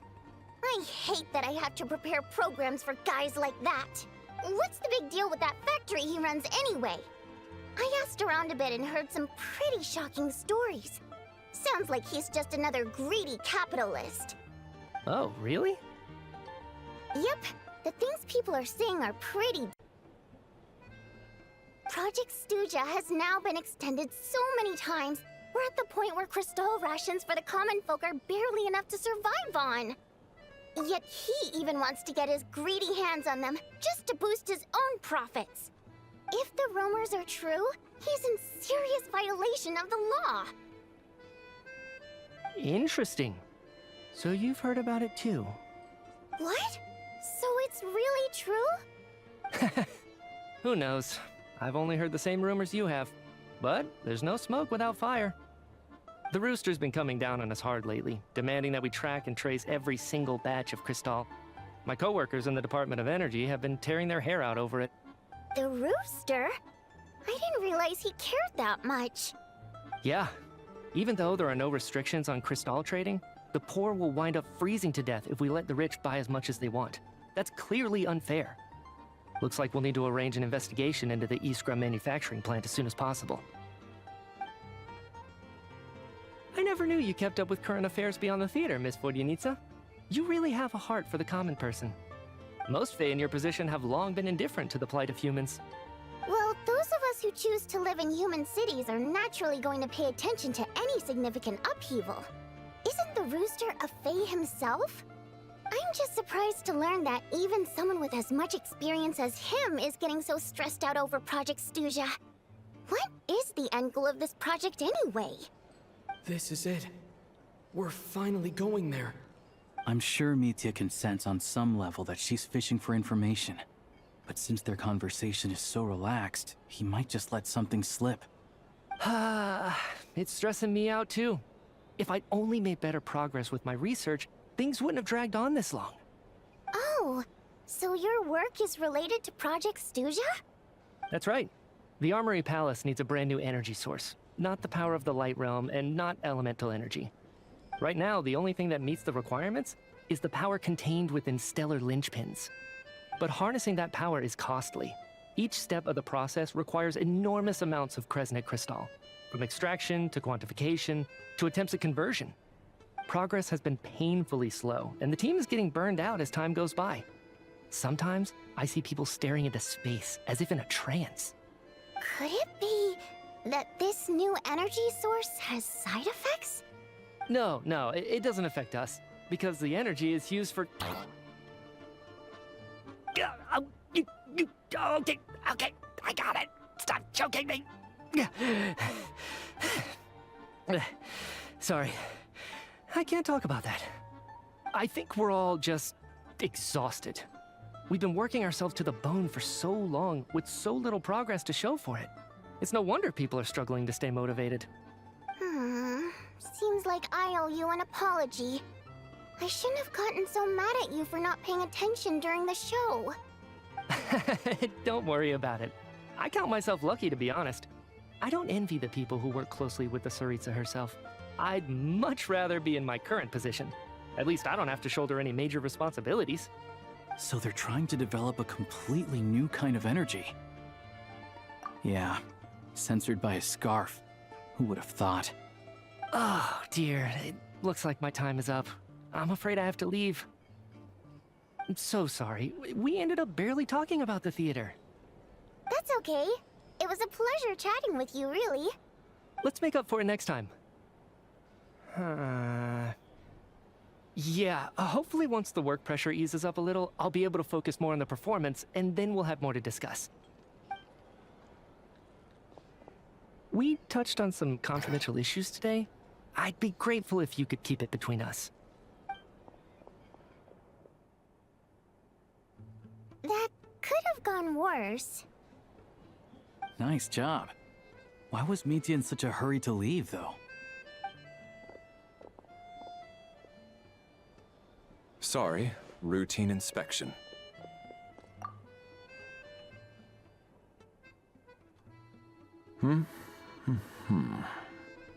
Okay, let's go. So he wasn't rushing to get back to work. He must have calculated that Valeri would find him here in exactly 25 minutes. That's frighteningly accurate. One of the main duties of the Special Assignments Battalion is to ensure that important figures stick to their schedules. All right, time for us to get going too. Excuse me, check please. We'll settle our check too, then. Hello there. Mr. Mitya paid the check before leaving. He also asked me to pass on a message. He said it was an honor to share his tea break with Miss Vodyanitsa and her two friends. Wait. So he knew we were here all along? This raises a lot of questions. Did he deliberately mention the new energy source so that we'd overhear it? Maybe his work isn't confidential after all. Maybe the key here is the purpose of this new energy. I guess that's the next thing to look into.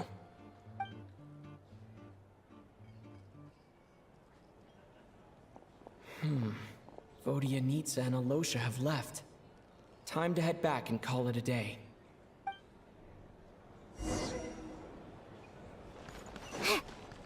Come on, keep up. Pick up the pace.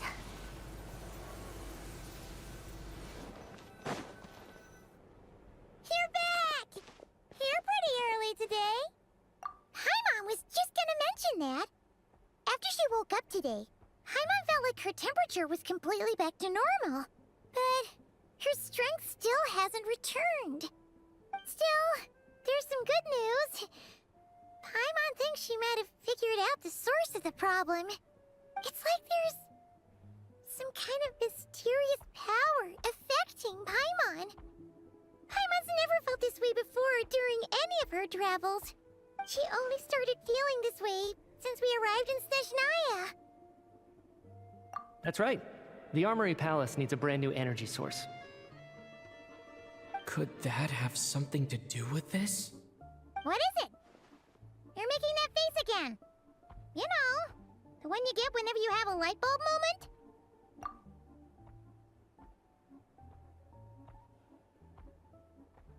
So, they're trying to develop a new energy source here?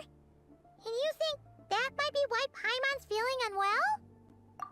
Well, Mitya denied that the energy they're researching has any side effects. Although, he did say that people working on the project have been having issues with their concentration and short-term memory.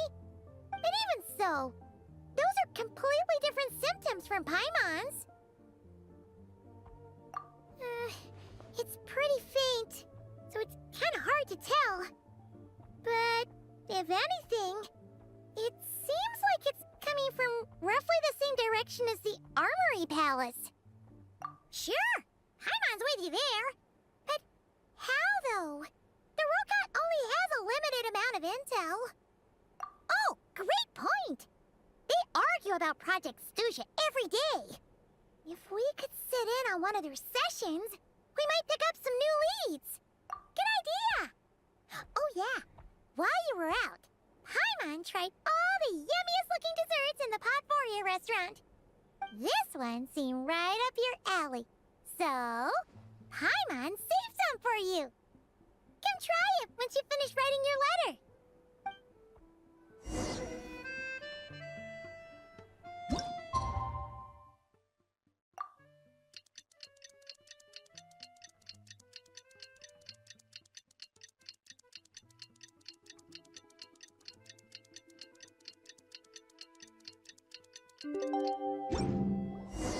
Alosha replied.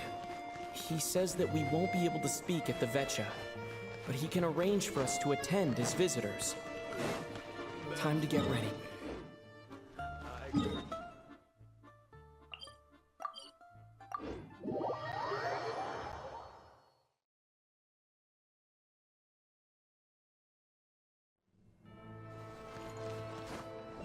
Take a break? Pick up the pace.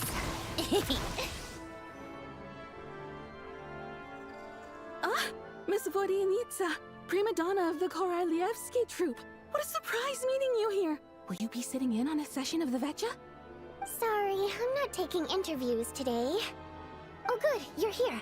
The session's about to begin. Let's get inside. Please wait, Miss Vodyanitsa. Could you introduce me to your new friend?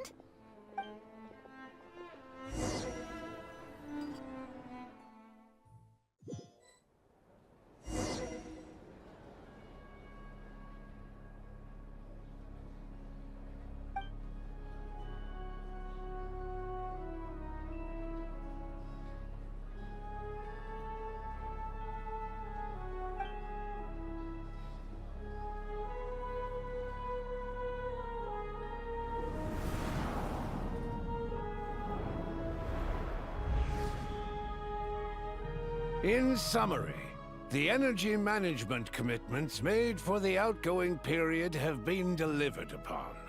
Furthermore, both the production and consumption of Kresnik Crystal show clear signs of stabilizing. The relevant agencies have assessed the present circumstances and determined that the status quo can be sustained until the next period. For detailed statistics, I would refer you to the industry reports that have been distributed to all persons present.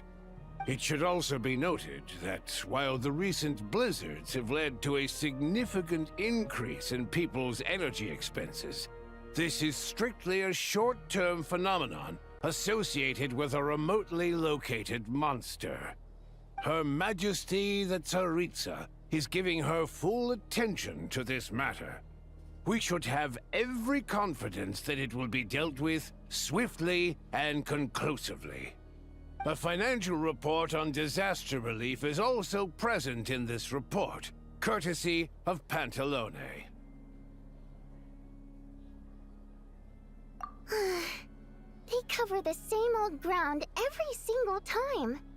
The rooster never seems to mind, but everyone else is getting tired of it. There's a general lack of trust. People aren't seeing any tangible benefits that affect them directly. Of course, none of that will be reflected in any of the reports on the table. Yeah, if it weren't for these hard copy documents, I could have at least made something up. Oh, don't mind me. I'm just out here trying to hit my interview quotas. Bring out the kvass. Ever read it? Best-selling newspaper in town. If I remember correctly, you guys don't even have a sales permit. You have to sell from stalls on the street. Okay then, best-selling street stall newspaper in town. Still counts. Order!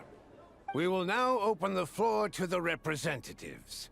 If there are no further substantive issues to discuss, we will then proceed to a vote on this motion. Snezhnaya has a long tradition of treating members of the Fatui armed forces and their dependents favorably. But recent surveys shows that Fatui families in remote areas have access to 15% less crystal than the average civilian family in Snezhnograd. It's been said many times before, but it bears repeating now. There needs to be a clear and consistent rationale behind how crystal is allocated, or we will soon face immense public backlash. Perhaps you wouldn't need to keep repeating yourself if you would hear me out for once. I say again, true consistency exists only in principle. In the real world, fairness is relative. You appear to treat resource allocation as a simple function of production and population. So what about when the equipment used in production breaks down? Have you factored that into your equation? And do you even know how long it's been since Snezhnaya last conducted a census? If I knew the answers to questions like that, I'm sure I'd be a very wealthy man. And I doubt I'd be going by Childe. I'd like to bring the focus back to the specific issue I raised. Or do you wish to deny that favorable treatment for Fatui dependents is our long-standing policy? It's easy to be a critic when there's no accountability. That seems to be a running theme in the anti-Project Stuja cohort. Defeat the ringleader and all other problems will magically resolve themselves. That's what they seem to think. But in case you aren't aware, not one jot in my report would change whether Project Stuja continues or not. So you have no intention whatsoever of finding a solution to this problem? On the contrary, I'm the only one here who ever brings solutions. Childe opened by speaking up for the armed forces. Regraders struck back with style and a war of words ensued. Our reporter was live on the scene to get the audience's reaction as it all unfolded. Who do you support? The people have spoken! Childe received raucous applause from the crowd as he pushed Regrader onto his back foot with a relentless barrage of questions. It had to be seen to be believed. Now you see why they don't have a sales permit. However this reporter wants to spin things, I haven't forgotten that Tartaglia was representing the Northland Bank when we first met in Liyue. So surely, their relationship can't always have been this strained. You two are getting off topic. Let's focus on what the data is saying. Mr. Pantalone, may I speak on your behalf? Oh, please do. I'm more than happy to save my breath. Crystal distribution policy undergoes modifications with each new period. The ultimate goal being to find the most reasonable method of allocation, which I believe is what Mr. Tartaglia also seeks. But I fear many may have been misled on this topic by extremist activists. To clarify, Project Stuja is not the root cause of the problem. It is merely a framework for resource distribution. The most recent reports all point to Snezhnaya's resilience and adaptability during this period of fine-tuning, and give clear indications that a distribution framework is improving with each iteration. To make drastic adjustments without first considering the risks would likely do more harm than good. It would be a waste of the hard-won experience we've gained to date. Renowned scholar of finance, Arapov spoke up to clarify the fiscal logic, clearly alluding to social organizations like the Rokot in his words. With the notorious Lelex still active to this day, should the Rokot be held responsible? No, there is someone else to blame. She's just rephrasing what Mr. Pantalone said. The Rokot are the critics he accuses of taking no responsibility for their actions. As for Lilik, you won't have heard of him yet. He's currently the most famous member of the Rokot. Well, more like infamous.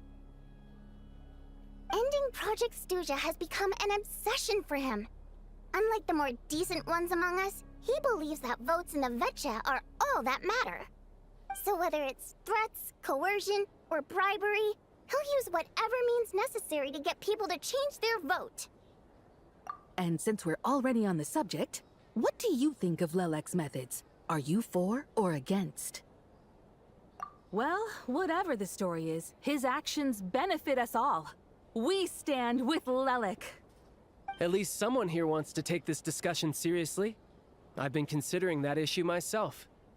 What you really need is more precise regional data, right? I think it would be easiest to let the Fatui handle it, since they're already in charge of Crystal shipments anyway.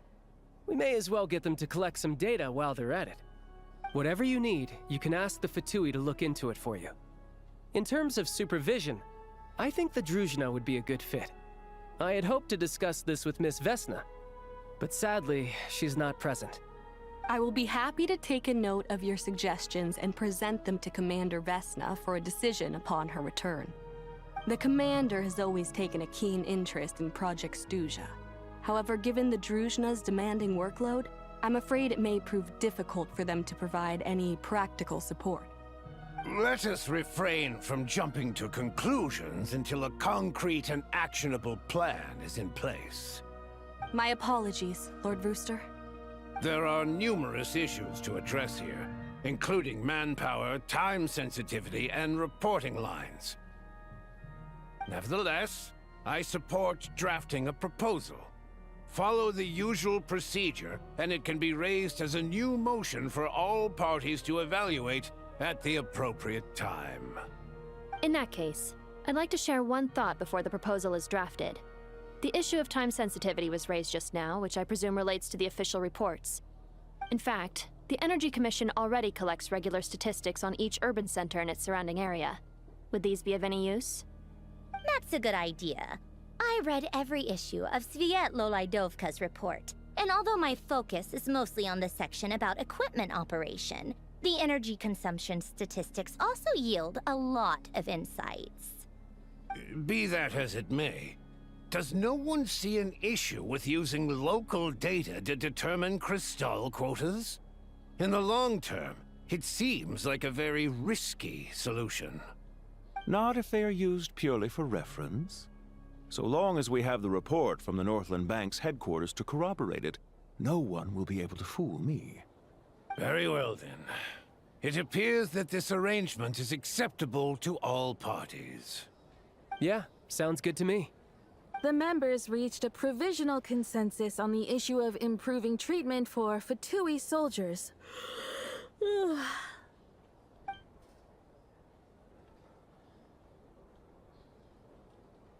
Today, the prima donna of the Korailievsky troupe attended a session of the Snezhnograd Veche in the company of a dashing young man. The question on all our minds is, what is the true nature of their relationship? Write anything like that again, and I'm revoking your permission to interview the troupe. Got it?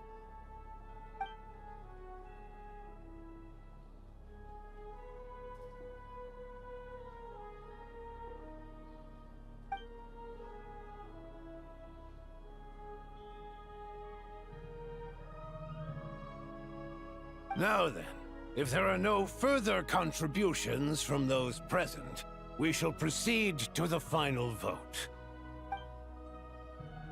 Hey, check it out! What made him vote against? Why now?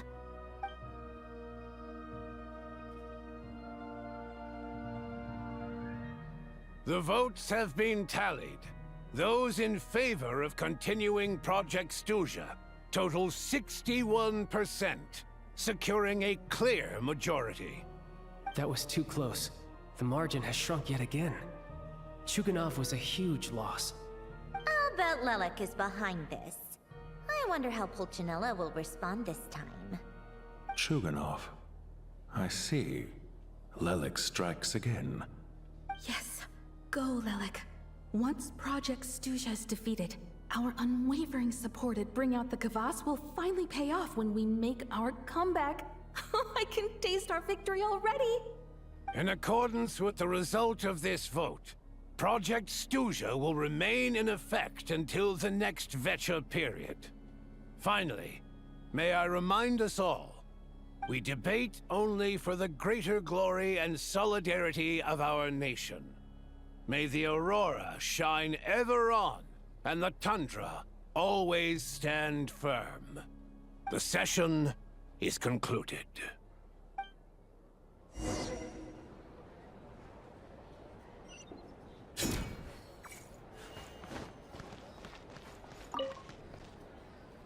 I have to say, I really wasn't expecting Chuganov to vote against Project Stuzha.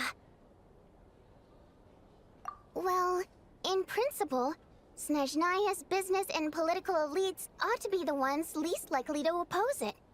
As we heard, Project Stuzha is basically just a resource distribution framework that requires everyone to cut back during the winter. But even if the policy got cancelled, the Tsaritsa's energy needs wouldn't suddenly go down. The extra demand from the public would have to be filled from somewhere, So logically, the factories would have to take the hit. I got a letter from Mr. Mitya just before today's session. He said he's confirmed that there are issues around overtime and excessive energy consumption at the Iskra manufacturing plant. In a situation like this, once the Rooster receives the report, he'll order the factory to halt production and submit to an investigation before issuing a penalty. But that's a week-long process, and thus didn't make it onto the Veche agenda this time. I don't think he suspects anything so far. Exactly. And as you know, he's a very selfish person. I was originally gonna try and flip him after he received notice of the official sanctions. My plan was to convince him that the whole thing was completely unfair. Rather than just sit back and take the hit while his factory stopped production, he'd be better off voting to end Project Stuja. At least that way, no one else would be able to make any money either, because all the factories would suddenly have more limited energy to work with.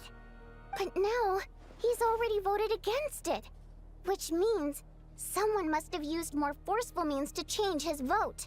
Just like with everyone else who flipped. Yeah, no one knows why Lilac is so obsessed with ending Project Stuja, but by the looks of it, he's inching closer and closer to success. Lilac must have strong motivations, given how he'll stop at nothing to achieve his goal. Maybe he knows the full truth of Project Stuja. Maybe my next step should be to focus on him. All right. What are your plans for the rest of the day? Shall we head out? Hey, comrade.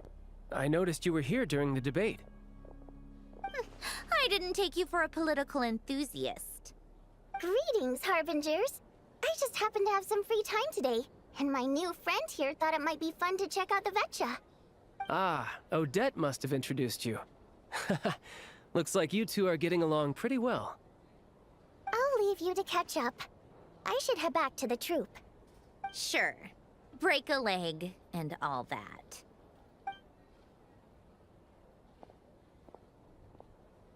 Thought it might be fun to check out the Veche, did you? Things are never that simple with you, Traveler. There's no way you're here for kicks and giggles. Tell me I'm wrong. Oh, yeah. To some, he's a captivating enigma. To others, he's the bane of their existence. No one ever thought that some anonymous nobody from the Rokot could cause such a stir. Huh? You want to look into Lelik? Then I'm sure his days of anonymity are numbered. What do you think, Sandrone? Fine by me, I guess. If the Traveler actually manages to expose Lelik, it'll be doing Pulcinella a favor. In return, it seems fair to let him in on what we've learned so far. My thoughts exactly. Sharing is caring, after all. Head back to Glupov and grab the files on Lelik. It's easier to just pull the records than go through the rigmarole of getting the Traveler a visitor's permit. As you command, Childe, sir. In that case, since we're going to be waiting anyway, I'll have someone brew a pot of black tea.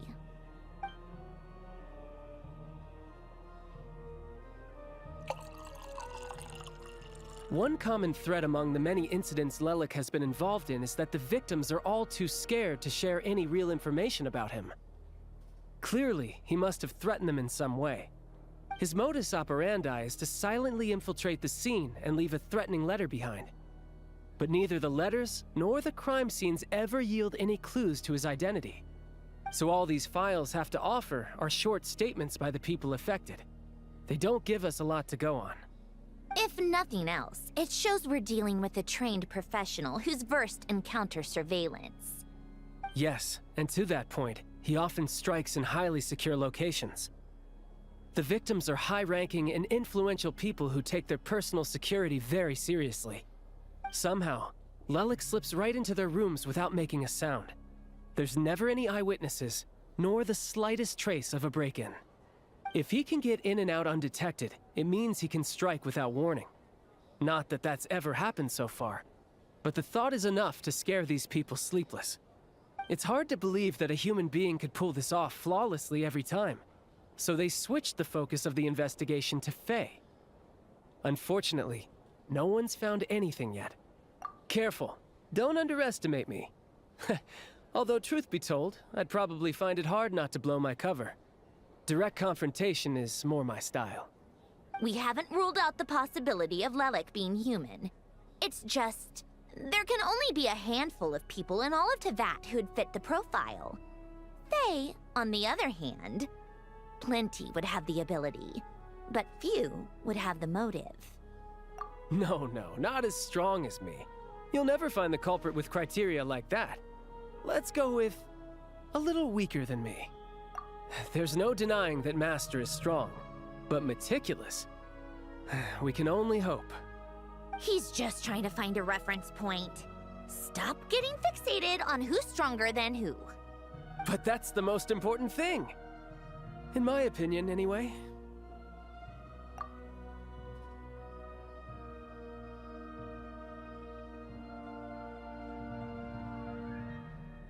Odette?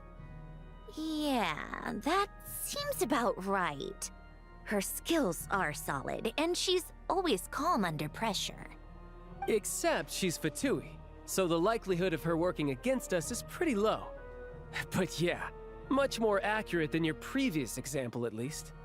No, wait a moment. Maybe we should interrogate that assumption. What do you mean? Which assumption? Her Fatui identity doesn't necessarily exonerate her. And when you think about it, the Rokot would be precisely what she needs to conceal her identity. Plus, she wouldn't need to be such a pro at covering her tracks. She'd already know where the Fatui will be and when, so she could choose the perfect time to act. Oh, yikes. I was just thinking out loud. Why is this starting to sound like such a convincing theory? Still, what reason could Odette possibly have for trying to call off Project Stuzha? Arlecchino would be the best person to ask. She knows Odette best. Unfortunately, she isn't back yet. Rosaline used to open up to her in private about her struggles with Odette. As I'm sure you can imagine, Arlecchino is quite a lot better with children than Rosaline was. She gave her some tips on how to handle the situation, and Rosaline managed to reach a settlement with Odette before leaving. So I suppose there were at least no lifelong regrets left behind. Beyond that, I don't know the details about that side of things. But I do know that Odette definitely has a motive to hold a grudge against Project Stuzha. The reason being, her father passed away during the early stages of the project. That was back before it had been named Project Stuzha, when things were still being worked out.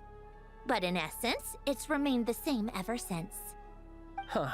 The more you know. Rosaline was always so self-centered. I never understood why she started paying so much attention to Odette. Is that such a surprise? If you cast your mind back, you may remember that Rosaline and I weren't exactly close. We had tea together a few times, but that was about it. Odette's past is no secret. Her father was a Fatus and her mother was a very famous ballerina. On the surface, it looks like she followed right in her parents' footsteps.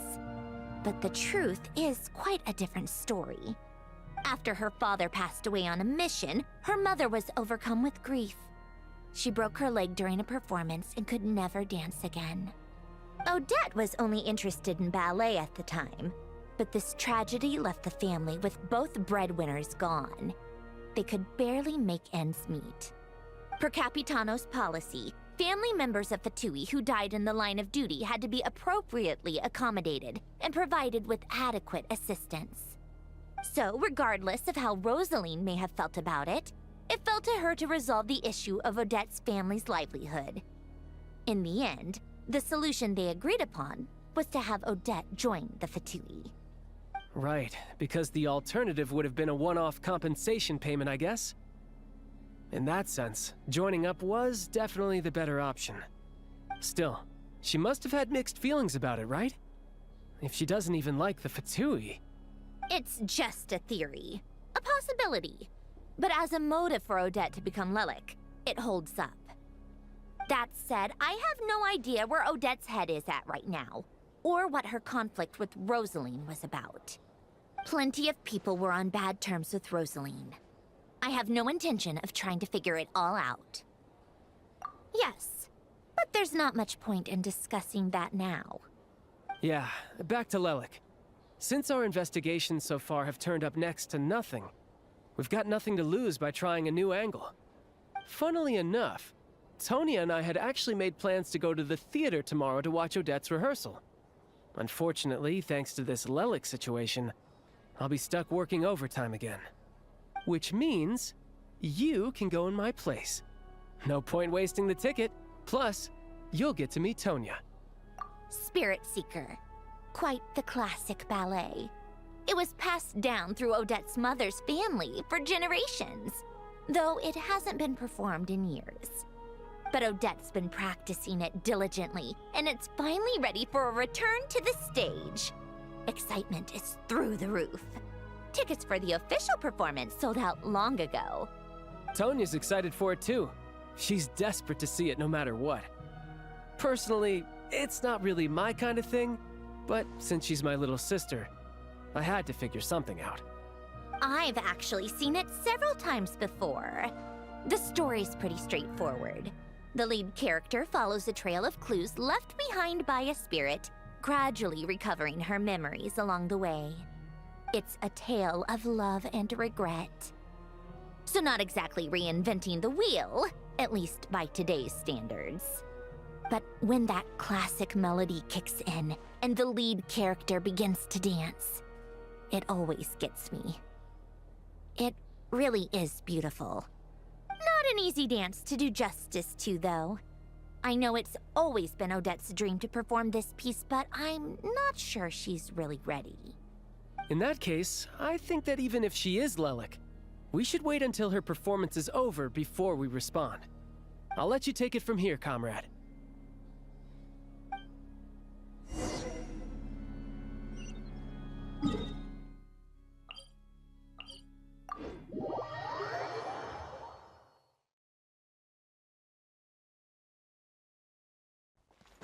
Come on, keep up.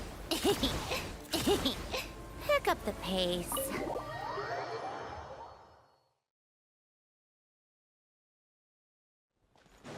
How tiresome. Pick up the pace. Sounds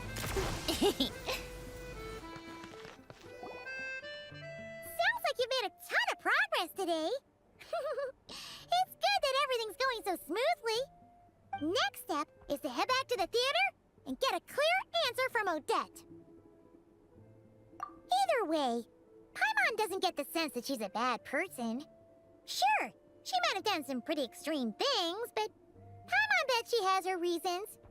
Maybe this is going too far, but like, with everything she's managed to do so far, wouldn't it make more sense in theory to be even more, you know, heavy-handed? Why leave a letter when she could, well, we know there are plenty of other ways to keep people in line, right? The point is, she could have gone further, but she didn't. So, if it is her, she's got some principles at least. Yeah! Well, all you can do is follow the facts wherever they lead.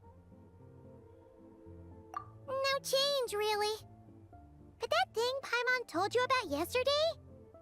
Paimon feels like she can sense it more clearly now.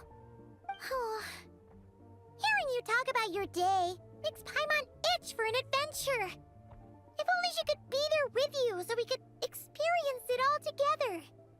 Yeah, I wish you could be there too. I'm not used to adventuring alone. But don't worry, we'll get to the bottom of this. Guess it's just one of those things. Never mind. Paimon will behave herself and keep resting.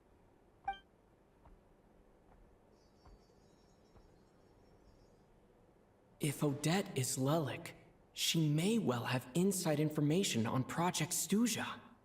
Her father was involved with the project's early implementation, and tragically died in the process. Now, she's dedicated herself to bringing it to an end. It's hard to imagine she could have gotten this far without knowing anything at all about the Tsaritsa's true intentions. When she spoke to us as a member of the Fatui, how much did she let on? And how much was she hiding? Only time will tell. Maybe tomorrow, everything will be answered.